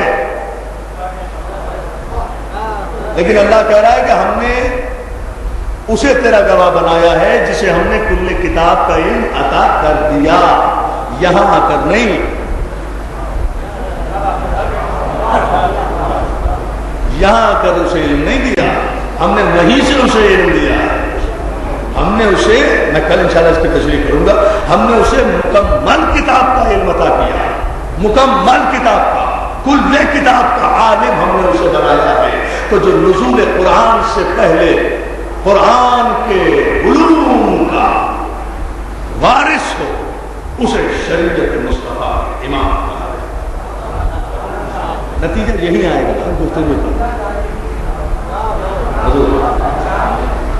یہ ہے وہ مکمل مسئلہ جسے غور کرنا چاہیے. اب جو لوگ تدبر نہیں کرتے، تفکر نہیں کرتے، بغیر سوچے سمجھے حالات میں، جذبات میں، ہنگامی حالات میں کلمہ پڑھ لیا، نہیں جانتے کہ شان نبوت کیا ہے، اس لیے قلم برداشت کا لکھ دیتے ہیں. نبی 40 برس کے بعد نبی بنے. کسی شریف آدمی نے اگر کبھی ان سے کوئی پوچھ لیا، لکھتے چلے آ رہے ہو نبی 40 برس کے بعد نبی بنے، 40 برس کے بعد نبی بنے، وہ مصیبت کیا ہے؟ کہ جسے نبی ماننا ہے اسے مان لو. بھئی یہ کوئی نبی کی خلافت کا مسئلہ تو نہیں ہے، نبی کی نبوت کا مسئلہ ہے. جب نبی ماننا ہی ہے تو پیدائشی نبی ماننے میں کیا حرج ہے؟ اس میں ضد کی کیا بات ہے؟ اگر یہ تسلیم کر لو کہ یہ ہمیشہ سے نبی تھے، جب آدم مٹی اور پانی کے درمیان تھا یہ نبی تھا، اگر یہ مان لو تو اس میں حرج کیا ہے، نقصان کیا ہے؟ سمجھ میں نہیں ہے. ماننا تو ہے. اصل میں دوستو یاد رکھو، توہین رسالت کے جتنے عقیدے بھی ملت نے بنائے ہیں اس میں اپنا شرمندہ ماضی ہے. بس اتنی سی بات. آپ پہلے کیوں تفصیل میں لے جانا چاہ رہے ہیں؟ میں نے اس جملے میں ساری بات کہہ دی. میں نے بڑا غور کیا اس پر. آخر یہ پرابلم کیا ہے کہ جب نبی ماننا ہی ہے تو شروع سے نبی ماننے میں کیا حق ہے؟ اچھی بات ہے، مان لو، کم از کم دشمنوں کے کانوں سے بچ جاؤ گے. کوئی نقصان نہیں ہے شروع سے نبی ماننے میں، فائدہ ہی ہے. عیسائیوں کے تانے سے بچ جاؤ گے تو خیر مناؤ. قرآن کی کسی آیت پر ابھی تک عیسائیوں کی نظر نہیں گئی، ورنہ نہ آیت تم سے سنبھالے سنبھلتی، نہ سیرت تم سے سنبھالے سنبھلتی. ابھی تو کرسچینٹی متوجہ نہیں ہوئی اس آیت کی طرف، ورنہ سر اٹھا کر چلنے کے قابل نہیں ہوں گے کہ اپنے افضل المرسلین نبی کو 40 برس کے بعد نبی کہنے والوں، پھر تمہارا نبی ہمارے عیسیٰ سے افضل کیسے ہو گیا؟ اس لیے کہ تمہارا قرآن یہ کہتا ہے.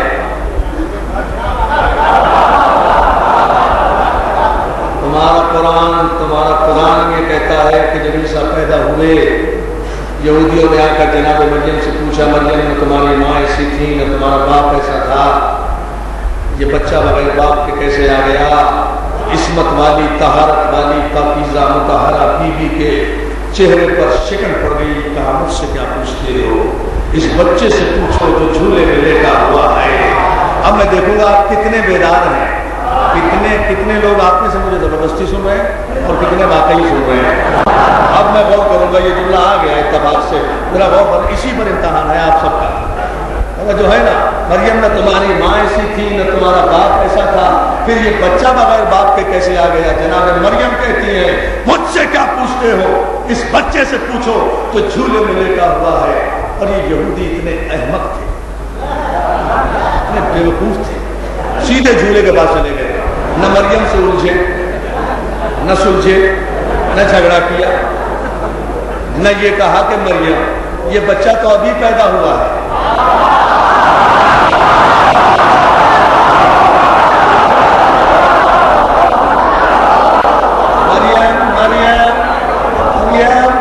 مریم یہ بچہ تو ابھی پیدا ہوا ہے، یہ تو ابھی کیسے بول سکے گا؟ اتنے بیوقوف تھے، اتنے احمق تھے، سیدھے جھولے کے پاس چلے گئے. نہ تو یہ اتنا توجہ جس جملے کے لیے میں آپ کی ذہانت کا امتحان لے رہا ہوں، وہ جملہ اب آ رہا ہے. دیکھو میں کتنا بیک گراؤنڈ میں 14 صدیوں کا تاریخی سفر آپ کو اپنے ذہن میں پلک جھپکنے میں طے کرنا پڑے گا, تب یہ جملہ سمجھیں گے آپ. پوری 14 صدیاں فلم کے فیتے کی طرح ایک آپ کے ذہن کی اسکرین پر آنا چاہیے. میں ایک جملہ کہوں گا, دہراؤں گا نہیں, تشریح نہیں کروں گا. یہ یہودی تھے نا, نہ تو انہوں نے یہ اعتراض کیا نہ تو یہ اعتراض کیا کہ یہ بچہ بولے گا کیسے, اور ان یہودیوں نے یہ بھی اعتراض نہیں کیا. یہ یہودی تھے نا, یہ یہودی تھے نا, یہ یہودی تھے نا, یہ یہودی تھے نا, یہ یہودی تھے نا, یہ یہودی تھے نا. اس لیے انہوں نے یہ بھی اعتراض نہیں کیا کہ ہم ماں کے حق میں بچے کی گواہی نہیں مانتے. یہودی تھے نا. یہ دیکھو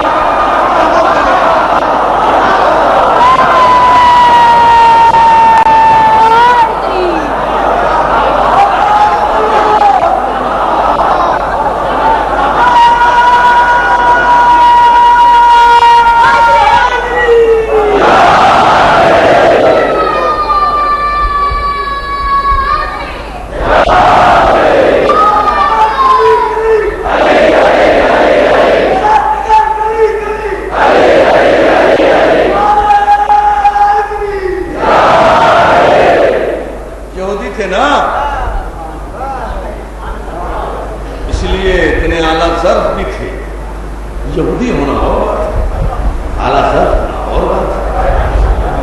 اس لیے انہوں نے یہ اعتراض نہیں کیا کہ ہم ماں کے حق میں بچے کی گواہی نہیں مانتے.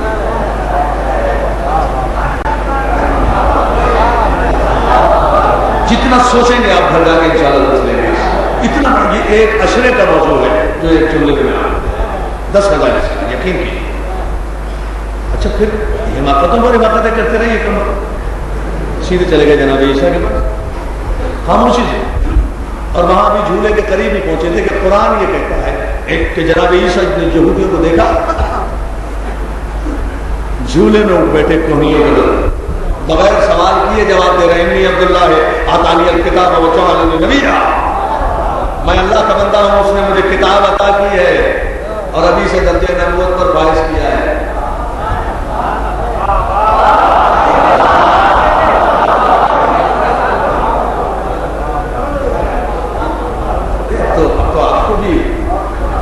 تھوڑی سہمت اٹھانا چاہیے, کچھ اپنے دل پر بھی زخم کھاؤ. میرے لہو کی بہار کرتا ہے, مجھے سہارا بنانے والوں میں لڑکھڑایا تو کیا کرو گے. تو ہے نا ذرا صاحب آپ بھی توجہ فرمائیں اس بدل کا.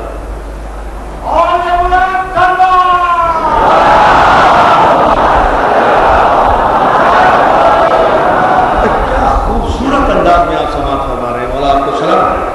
مجھے لطف آ رہا ہے, یقین کیجیے مجھے کراچی اور بامبے میں کوئی فرق نہیں محسوس ہوا, بلکہ زیادہ خوبصورت مجلس محسوس ہوتی ہے. میرے کافی دوست ہیں آپ کراچی سے آئے ہوئے میرے ساتھ, کچھ کل پہنچ گئے تھے, کچھ آج سارے حضرات آئے ہیں. ان سے آپ گواہی لیں گے سب سے کہ بڑے خوبصورت انداز میں آپ سے پتہ نہیں آپ کیا کرا کے چھوڑیں گے مجھ سے.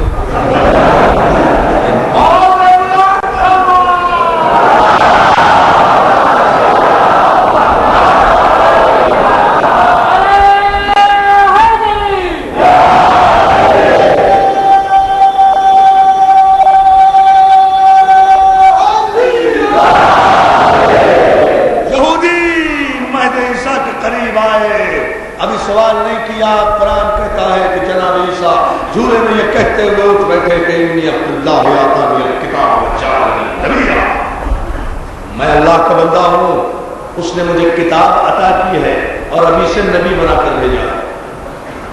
نبی کا کلمہ پڑھنے والوں خیر مناؤ اس دن سے, پناہ مانگو اس دن سے جس دن میری یہ تقریر کو عیسائی سن لے, صبح کو تمہیں سڑک پر نہ چلنے دے.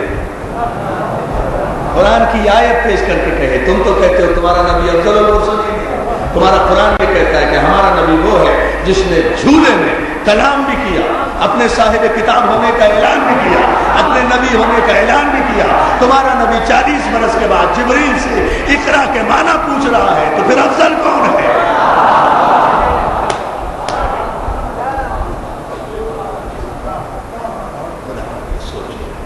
سوچو, محبت کا پیغام دے رہے ہیں, نبی کی عزت کا سوال ہے. نبی کائنات کی عزت کا نام ہے، کائنات کی عزت کا نام ہے محمد مصطفیٰ، کائنات کی عزت کا نام ہے احمد مصطفیٰ۔ کائنات عرب میں کوئی عزت دار نہیں تھا۔ سلام کیا کرو آمنہ کے چاند کی جوتیوں کو، جس کے صدقے میں عرب کے سارے بے عزت بدو عزت دار بن گئے۔ کسی کا کوئی خاندانی بیک گراؤنڈ نہیں تھا، ذمہ داری سے کہہ رہا ہوں، تاریخ کا طالب علم ہوں، کسی کی کوئی ذاتی وجاہت نہیں تھی، کسی کا کوئی خاندانی وجود نہیں تھا، پہلوانیاں کرتے پھرتے تھے اکھاڑوں میں، تلواریں چلاتے پھرتے تھے ہواؤں میں، کسی کی کوئی عزت نہیں ہے۔ یہ ساری عزتیں ملی ہیں آمنہ کے چاند کے صدقے، جس نے کافروں کو مسلمان بنا دیا، وحشیوں کو انسان بنا دیا، لٹیروں کو رہبر بنا دیا۔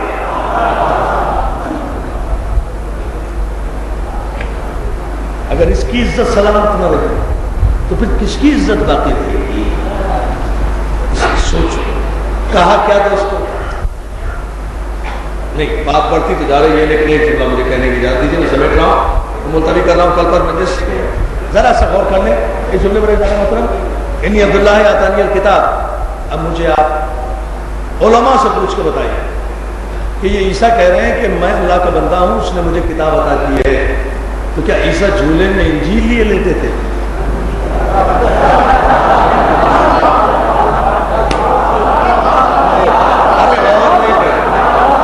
چھوٹی چھوٹی باتیں ان پہ غور کیا کیجیے۔ کیا جھولے میں انجیل بھی ساتھ لے کر آئے؟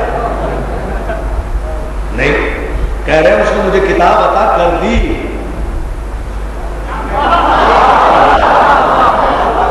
عیسیٰ جیسے نبی کو کتاب عطا کر دی، خاتم النبیین کو اقرا کا علم بھی نہیں دیا۔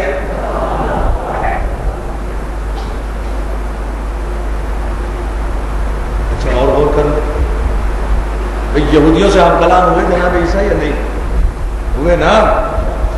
پھر مسئلہ ہو گیا، خدا کے لیے کچھ تو غور کر لیا، اللہ کے واسطے میری جان غور کیا کرو، چندہ غور کیا کرو میرے پیارے، مقام فکر ہے، یہ علم کا زمانہ ہے، اس میں غور کیا کرو۔ کیا عیسیٰ یہودیوں سے ہم کلام نہیں ہوئے جھولے میں؟ کون عیسیٰ؟ جن کی ماں کو کعبے سے نکالا گیا،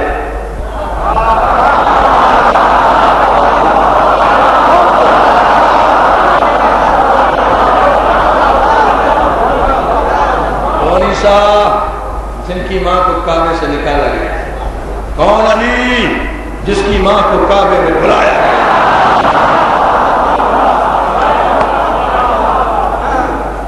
عیسیٰ اور علی کا فرق دیکھ لیا تو مجھے بلا سن لیجیے۔ عیسیٰ یہودیوں سے ہم کلام ہوئے کہ نہیں؟ ملت کی تنگ نظری پہ مجھے افسوس ہوتا ہے کہ خانہ کعبہ کے باہر پیدا ہونے والا بچہ، خانہ کعبہ کے باہر پیدا ہونے والا بچہ، کعبے کے باہر پیدا ہونے والا بچہ یہودیوں سے کلام کر سکتا ہے، کعبے میں پیدا ہونے والا بچہ رسول سے کلام نہیں کر سکتا۔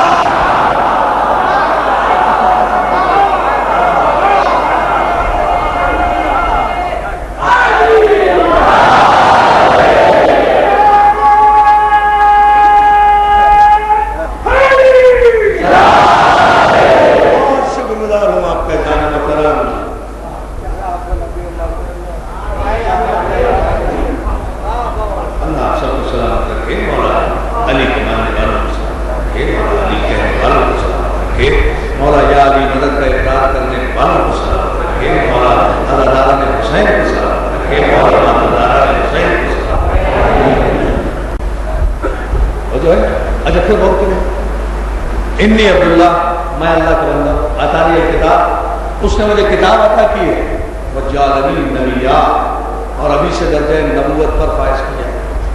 یہ یہودی واقعی احمد تھے۔ اس جواب کا یہودیوں کے سوال سے ربط کیا ہے صاحب؟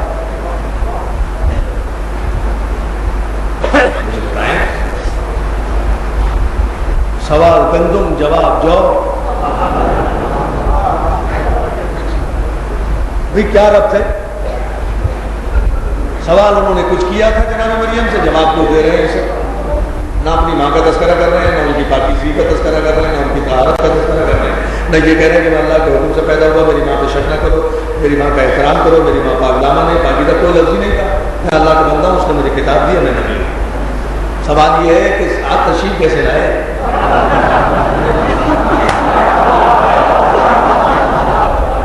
نہیں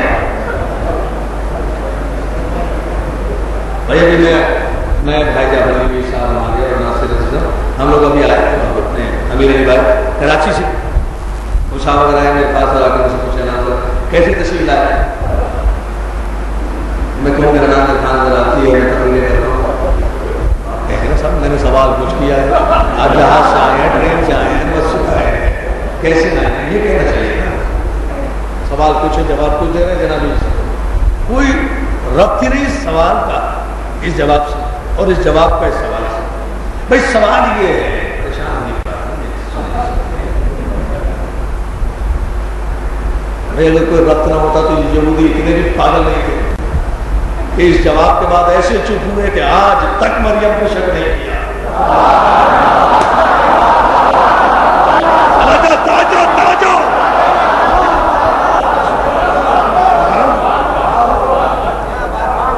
میرے مولا یہ تھک گئے ہیں، میں ان کی زحمتوں کو تمام کر رہا ہوں، مضمون سمیٹ رہا ہوں، انشاءاللہ کل پر ملتوی کر رہا ہوں، پوری توجہ ناسی آپ چاہے صرف اس اختتامی مرحلے پر۔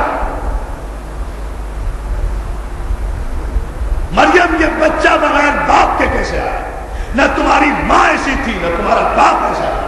عیسیٰ نہ اپنی ماں کی گواہی دیتے ہیں، نہ اس کی عصمت کی گواہی دیتے ہیں، نہ اس کے تقدس و طہارت کی گواہی دیتے ہیں، جواب میں اپنی نبوت کا اعلان کرتے ہیں۔ اور یہ یہودی اتنے مطمئن ہوئے ہیں عیسیٰ کے اس بے ربط جواب سے کہ آج تک مریم کو ہولی لیڈی مانتے ہیں، اس کی عصمت و طہارت پر نہ یہودیوں نے شک کیا نہ عیسائیوں نے شک کیا، آج تک مقدس ماں کا درجہ دیے ہوئے ہیں۔ کیوں دیے ہوئے ہیں؟ اس لیے کہ یہودی تھے، اپنی کتابوں میں پہلے سے پڑھ چکے تھے، مطمئن ہو گئے اس جواب سے کہ میں اللہ کا بندہ ہوں، میں صاحب کتاب ہوں، مجھے اللہ نے نبی بنایا ہے۔ یہودی مطمئن ہو گئے اس لیے کہ ان کے پہلے سے علم میں تھا یہ یہودی تھے، یہ مسلمان نہیں تھے، یہ یہودی تھے، یہ مسلمان نہیں تھے، یہ یہودی تھے، یہ یہودی تھے، یہ مسلمان نہیں تھے۔ یہ جانتے تھے کہ جب اس نے نبوت کا اعلان کر دیا تو نبی کے ماں باپ میں کوئی عیب نہیں ہوا کرتا۔ نبی کے ماں باپ ہے توجہ۔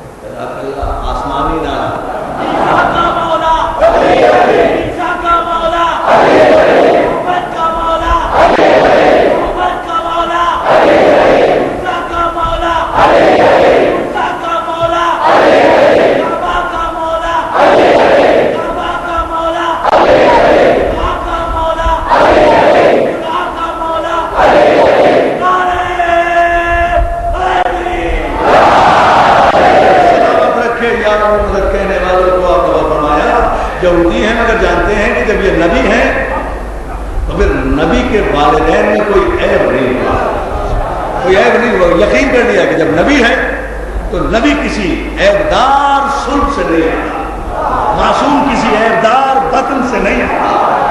نبوت کبھی بھی نجس سلب اور نجس بطن میں فرق نہیں پاتی۔ نبوت و امامت و عصمت اسلاب طاہرہ سے ارحام مطہرہ کی طرف منتقل ہوتی ہوئی آتی ہے۔ توجہ ہے نا؟ اس لیے یہ عقیدہ قائم کیا گیا۔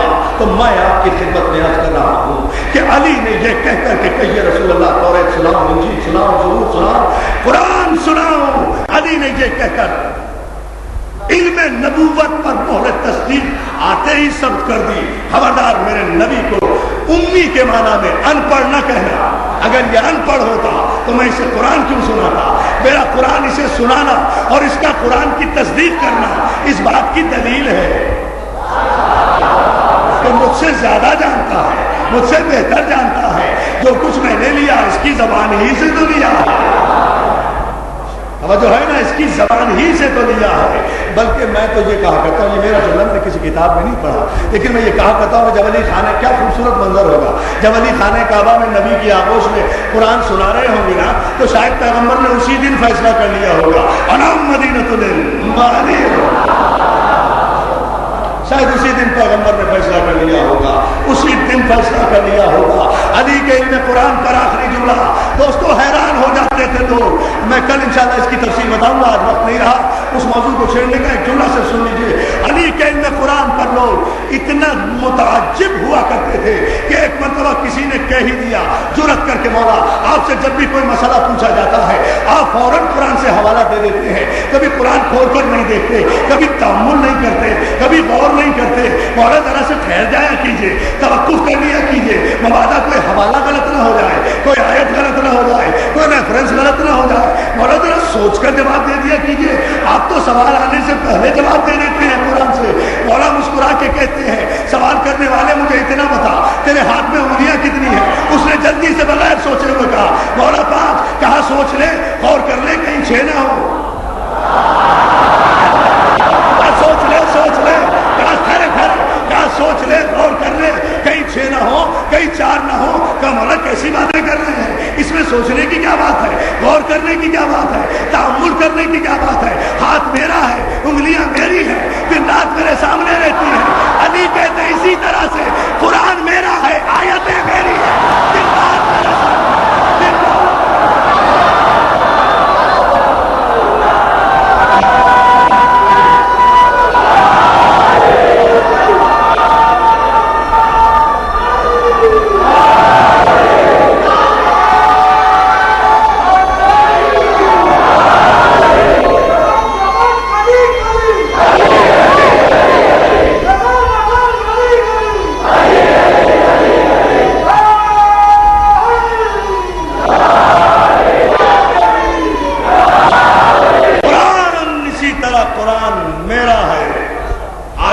میری ہے، میں جانتا ہوں کہ کون سی آیت کب کہاں کیوں کس پس منظر میں کس کے لیے۔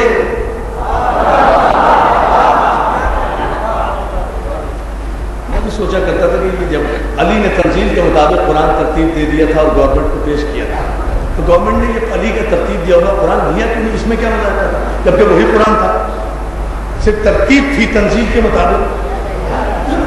میں نے سوچا بہت کہ اگر گورنمنٹ کو یہ نامنظور کیوں تھا؟ یہ نامنظور اگر صرف علی قرآن ترتیب دیتے سب منظور کر لیتے۔ علی نے تنزیل کے مطابق قرآن ترتیب بھی دیا تھا اور ساتھ ساتھ فٹ نوٹ اور حاشیے بھی دے دیے تھے، یہ بھی بتا دیا تھا کہ فلاں آیت سے کون مراد ہے،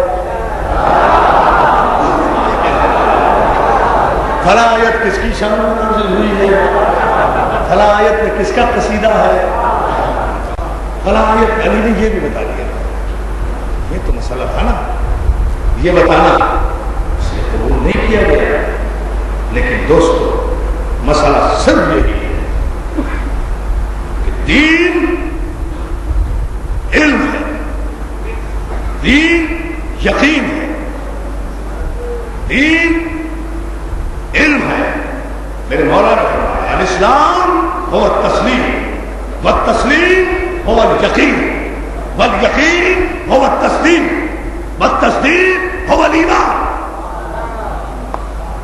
اسلام تسلیم ہے، اور جب تسلیم اپنے منزل عروج پر پہنچے تو یقین کی ابتدا ہوتی ہے، اور جب یقین اپنے حد کمال پر پہنچے تو تصدیق کی ابتدا ہوتی ہے، اور تصدیق جب اپنے عروج پر پہنچے تو ایمان کی ابتدا ہوتی ہے، اور جب ایمان اپنے 90 درجے پر پہنچے تو پھر مسلمان نہیں رہتا، سلمان بن جاتا ہے،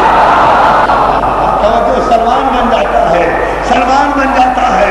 اور کس لیے بن جاتا ہے سلمان من اہل البیت کہ علی کی ڈیوڑی پر اپنی داڑھی سے جھاڑو دیتا ہے۔ دنیا والوں اب چیخ رہے ہو، اب پکار رہے ہو، اب چیخ رہے ہو، اب پکار رہے ہو۔ ایک جملے میں فیصلہ کر دوں تقریر کا، آخری جملہ انشاءاللہ گھروں تک یاد کرتے ہوئے جو جائیں گے، علی کے دروازے پر اب بھی آ جاؤ، اس لیے کہ علی کا دروازہ بڑے فیصلہ کن انداز میں مسلمان کو سلمان بناتا ہے. علی کا دروازہ جو علی کے دروازے پر آ گیا وہ سلمان فارسی بنتا ہے. جو علی کے دروازے سے ہٹ گیا وہ سلمان رشدی بنتا ہے.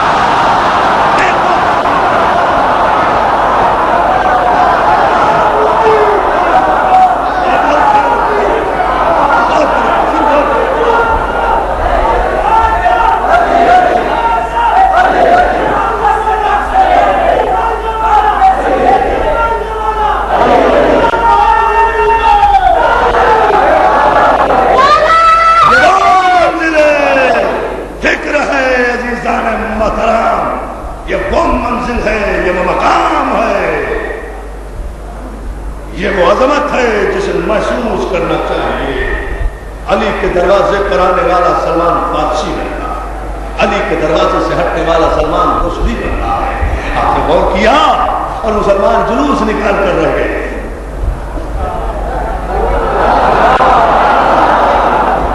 ہمارے پاکستان میں بھی جلوس نکلا, یہاں بھی جلوس نکلا.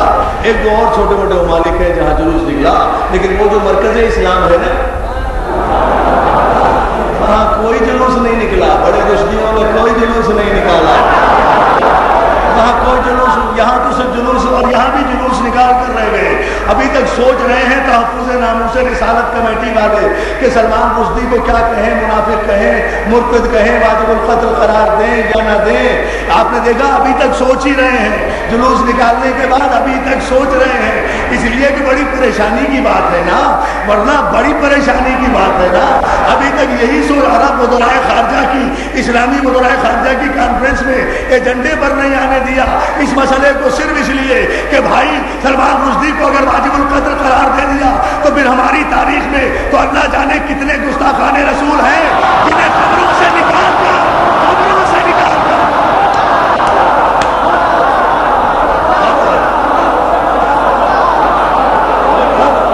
ہماری تاریخ میں, ٹھہرو, ہماری تاریخ میں تو اللہ جانے, خدا جانے آپ سمجھیں گے یا نہیں, ہماری تاریخ میں اللہ جانے کتنے گستاخان رسول ہیں جنہیں برابر سے اٹھا اٹھا کر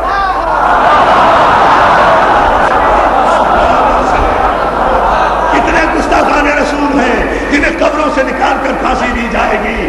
ایک لائن بنی ہوئی ہے, ایک چینل بنا ہوا ہے, ایک سلمان رشدی تو نہیں ہے. پوری تاریخ ہے 1400 برس میں, اس لیے شرمندہ ہے. ابھی تک طے نہیں کر سکے کہ اسے واجب القتل قرار دیں یا نہ دیں. لیکن جس کا مذہب کسی سلمان رشدی سے شرمندہ نہیں تھا, جو علی کے دروازے کا غلام تھا, اس نے پہلے ہی دن حکم دے دیا یہ مرتد بھی ہے, واجب القتل بھی ہے.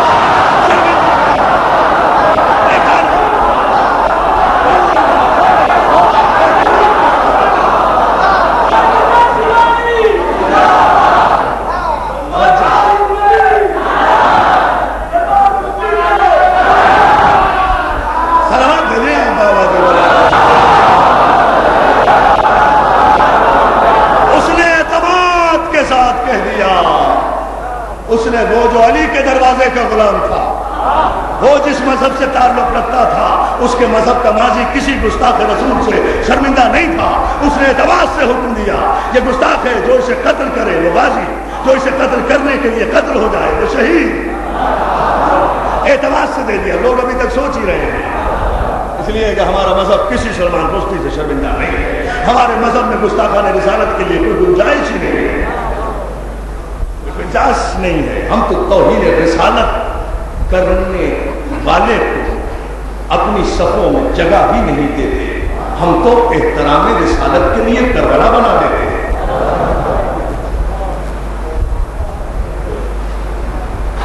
ہماری تاریخ ہم جلوس نہیں نکالتے سے. احترام رسالت کے لیے کربلا. یزید نے توہین رسالت کی تھی شام کے تخت پر بیٹھ کر, یہ کہہ کر کہ کوئی نبی نہیں تھا, کوئی وحی نہیں تھا. یہ بنی ہاشم کا ڈھنگ تھا جو اقتدار حاصل کرنے کے لیے رچایا تھا. نبی کا وارث اٹھا اور اس نے کربلا بنایا, اور ایسی کربلا بنائی کہ بقول مولانا اظہر حسن زیدی صاحب محمد کے خطیب فرمایا کرتے تھے, ایسی کربلا حسین نے بنائی احترام رسالت کے لیے کہ نام مچا اللہ کا، کلمہ پڑھا گیا رسول اللہ کا، اور بے پردہ ہو گئی غریب ابو طالب کی بیٹیاں۔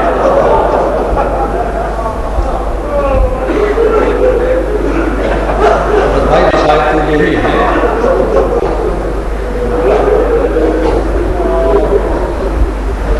یہ سوچ کر رو کہ 40 برس تک سید سجاد اکبر کو نہیں رویا، عباس کو نہیں رویا، قاسم کو نہیں رویا میرا مولا، اور محمد کو نہیں رویا۔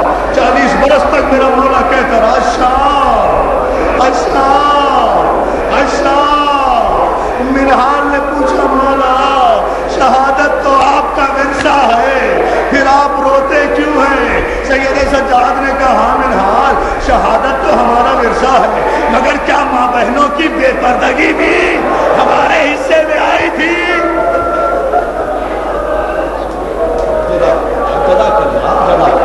ہاں دادا ادادارو رو ایسے جیسے بطول کا گھر اجڑا ہے۔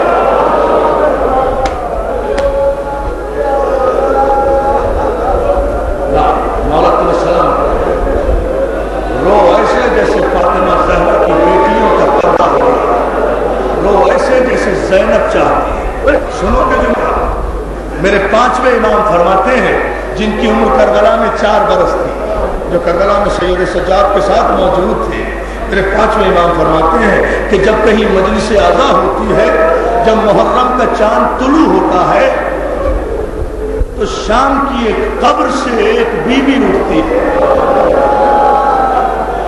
اور جنت البقیع کی ٹوٹی ہوئی قبر پر آ کر کہتی ہے اماں چلو میرے بھائی کی مجلس آ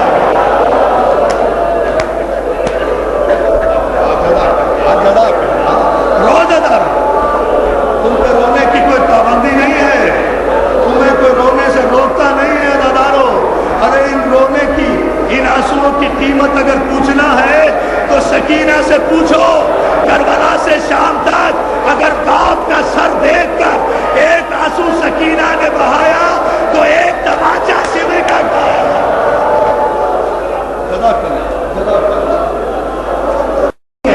اماں چلو میرے بھائی کی مجلس آ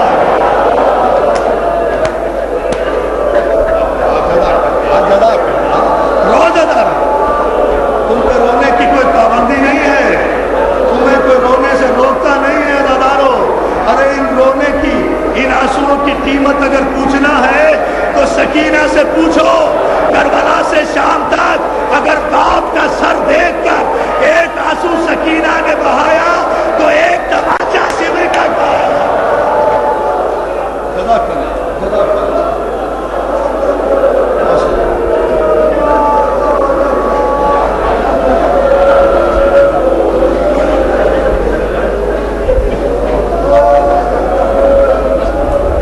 میرے 5ویں امام فرماتے ہیں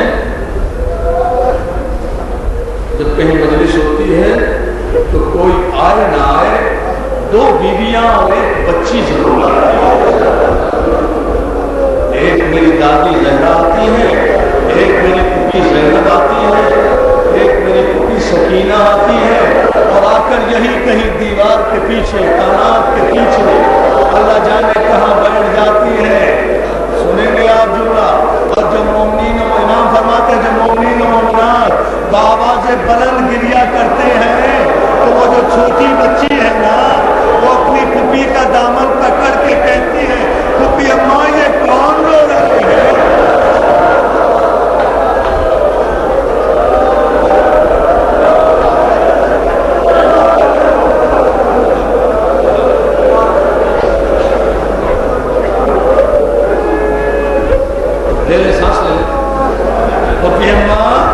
پھوپھی اماں یہ کون رو رہے ہیں؟ جناب زینب کہتی ہے بیٹا سکینہ یہ تیرے بابا کے عزادار ہیں، یہ تیرے بابا کے ماتمدار ہیں۔ سکینہ حیرت کی انگلی منہ میں دے کر کہتی ہے پھوپھی اماں میرے بابا کے اتنے عزادار، اتنے ماننے والے؟ جناب زینب کہتی ہے ہاں سکینہ خدا نظر بد سے محفوظ رکھے، یہ سارے تیرے بابا کے عزادار ہیں۔ تو سکینہ معصومیت سے کہتی ہے پھوپھی اماں اگر یہ اتنے عزادار کربلا میں ہوتے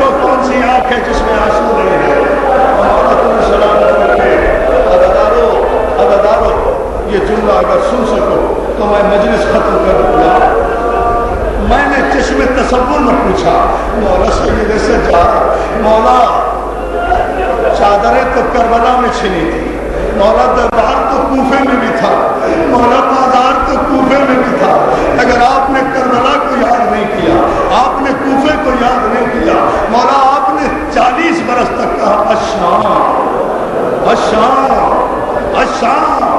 मौला क्या क़यामत गुजरी शाम पर कि आपने शाम को जिंदगी भर याद किया, तो शायद मौला का जवाब आए, ए मेरे बाबा के जाकिर, करबला में मुझ पे वो क़यामत नहीं गुजरी, कूफे में मुझ पे वो क़यामत नहीं गुजरी, लेकिन मैं शाम को कभी नहीं भूल सकता।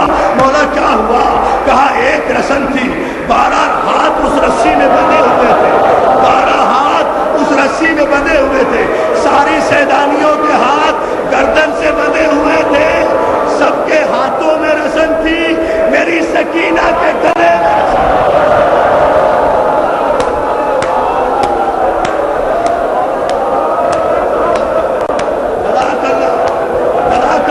मातम ऐसे करो जैसे ज़हरा चाहते हो।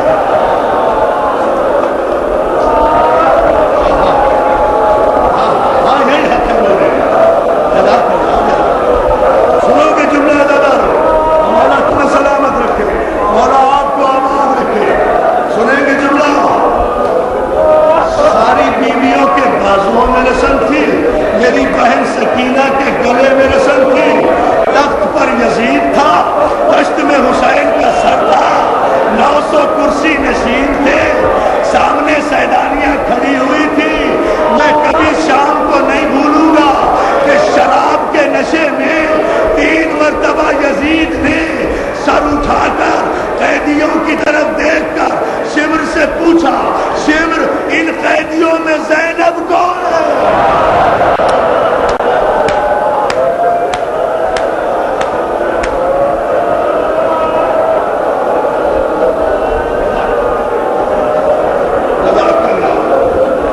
मैं भूल नहीं सकता, कहा यजीद की नापाक ज़बान, कहा मेरी कुबी का मुक़द्दस नाम। अदादारों एक जुमला सुनेंगे, मौला फिर भी 40 बरस शाम को क्यों याद किया?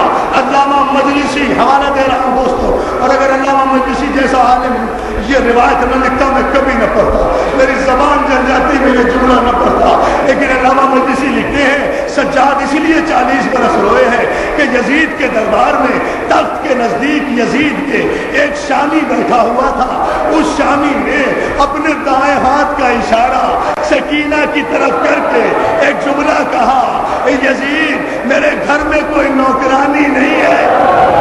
क्या सुने सुनोगे जुमला, मातम करो ना, इससे बड़ी कोई बयान, इससे बड़ी आखिरी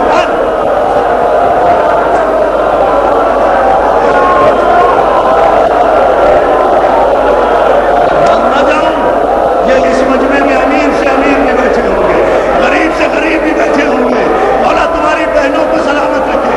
शामी ने कहा यजीद मेरे घर में कोई कनीज नहीं है, ये बच्ची मुझे कनीजी में दे दे। इधर ये शिवर शामी ने ये जुमला कहा, उधर सकीना ने नरस कर, जुमला सुन लो दादा, सकीना ने नरस कर सैयद सज्जाद की तरफ देखा जो हथकड़ियों में जकड़ा खड़ा था, जुमला बर्दाश्त नहीं कर सकेंगे।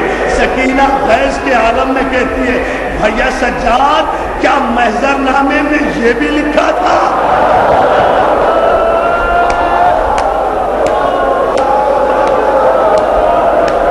खत्म कर दी मैंने मजलिस अदा, बस मातम कर लो तो जुमला खत्म कर दो। सैयद सज्जाद दौड़े हुए सकीना के करीब आए, हथकड़ी वाला हाथ सकीना के सर पर रखा।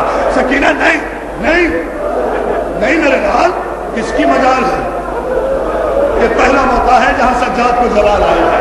सकीना नहीं, किसकी मजाल? सकीना सकीना ऊपर देख, सकीना ने ऊपर देखा, सकीना किसकी मजाल? सकीना हाथों को झटका दिया, हथकड़ियां टूट गई, पांव को झटका दिया, बेड़ियां कट गई, दाव गिर गया, लंगर टूट गया, अली का बेटा अली बनकर खड़ा हुआ। सकीना किसकी मजाल है? तेरा भाई कोई मजबूर है? आखिरी जुमला सुनो, सकीना किसकी मजाल है? जो आले मोहम्मद को गुलाम और कनीज बनाए, यजीद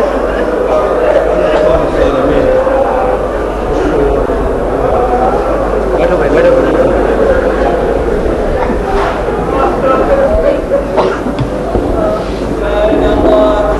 आप नौजवान मातम करेंगे, नासिर नदी नोहा पढ़ेंगे, आप मातम में जवाब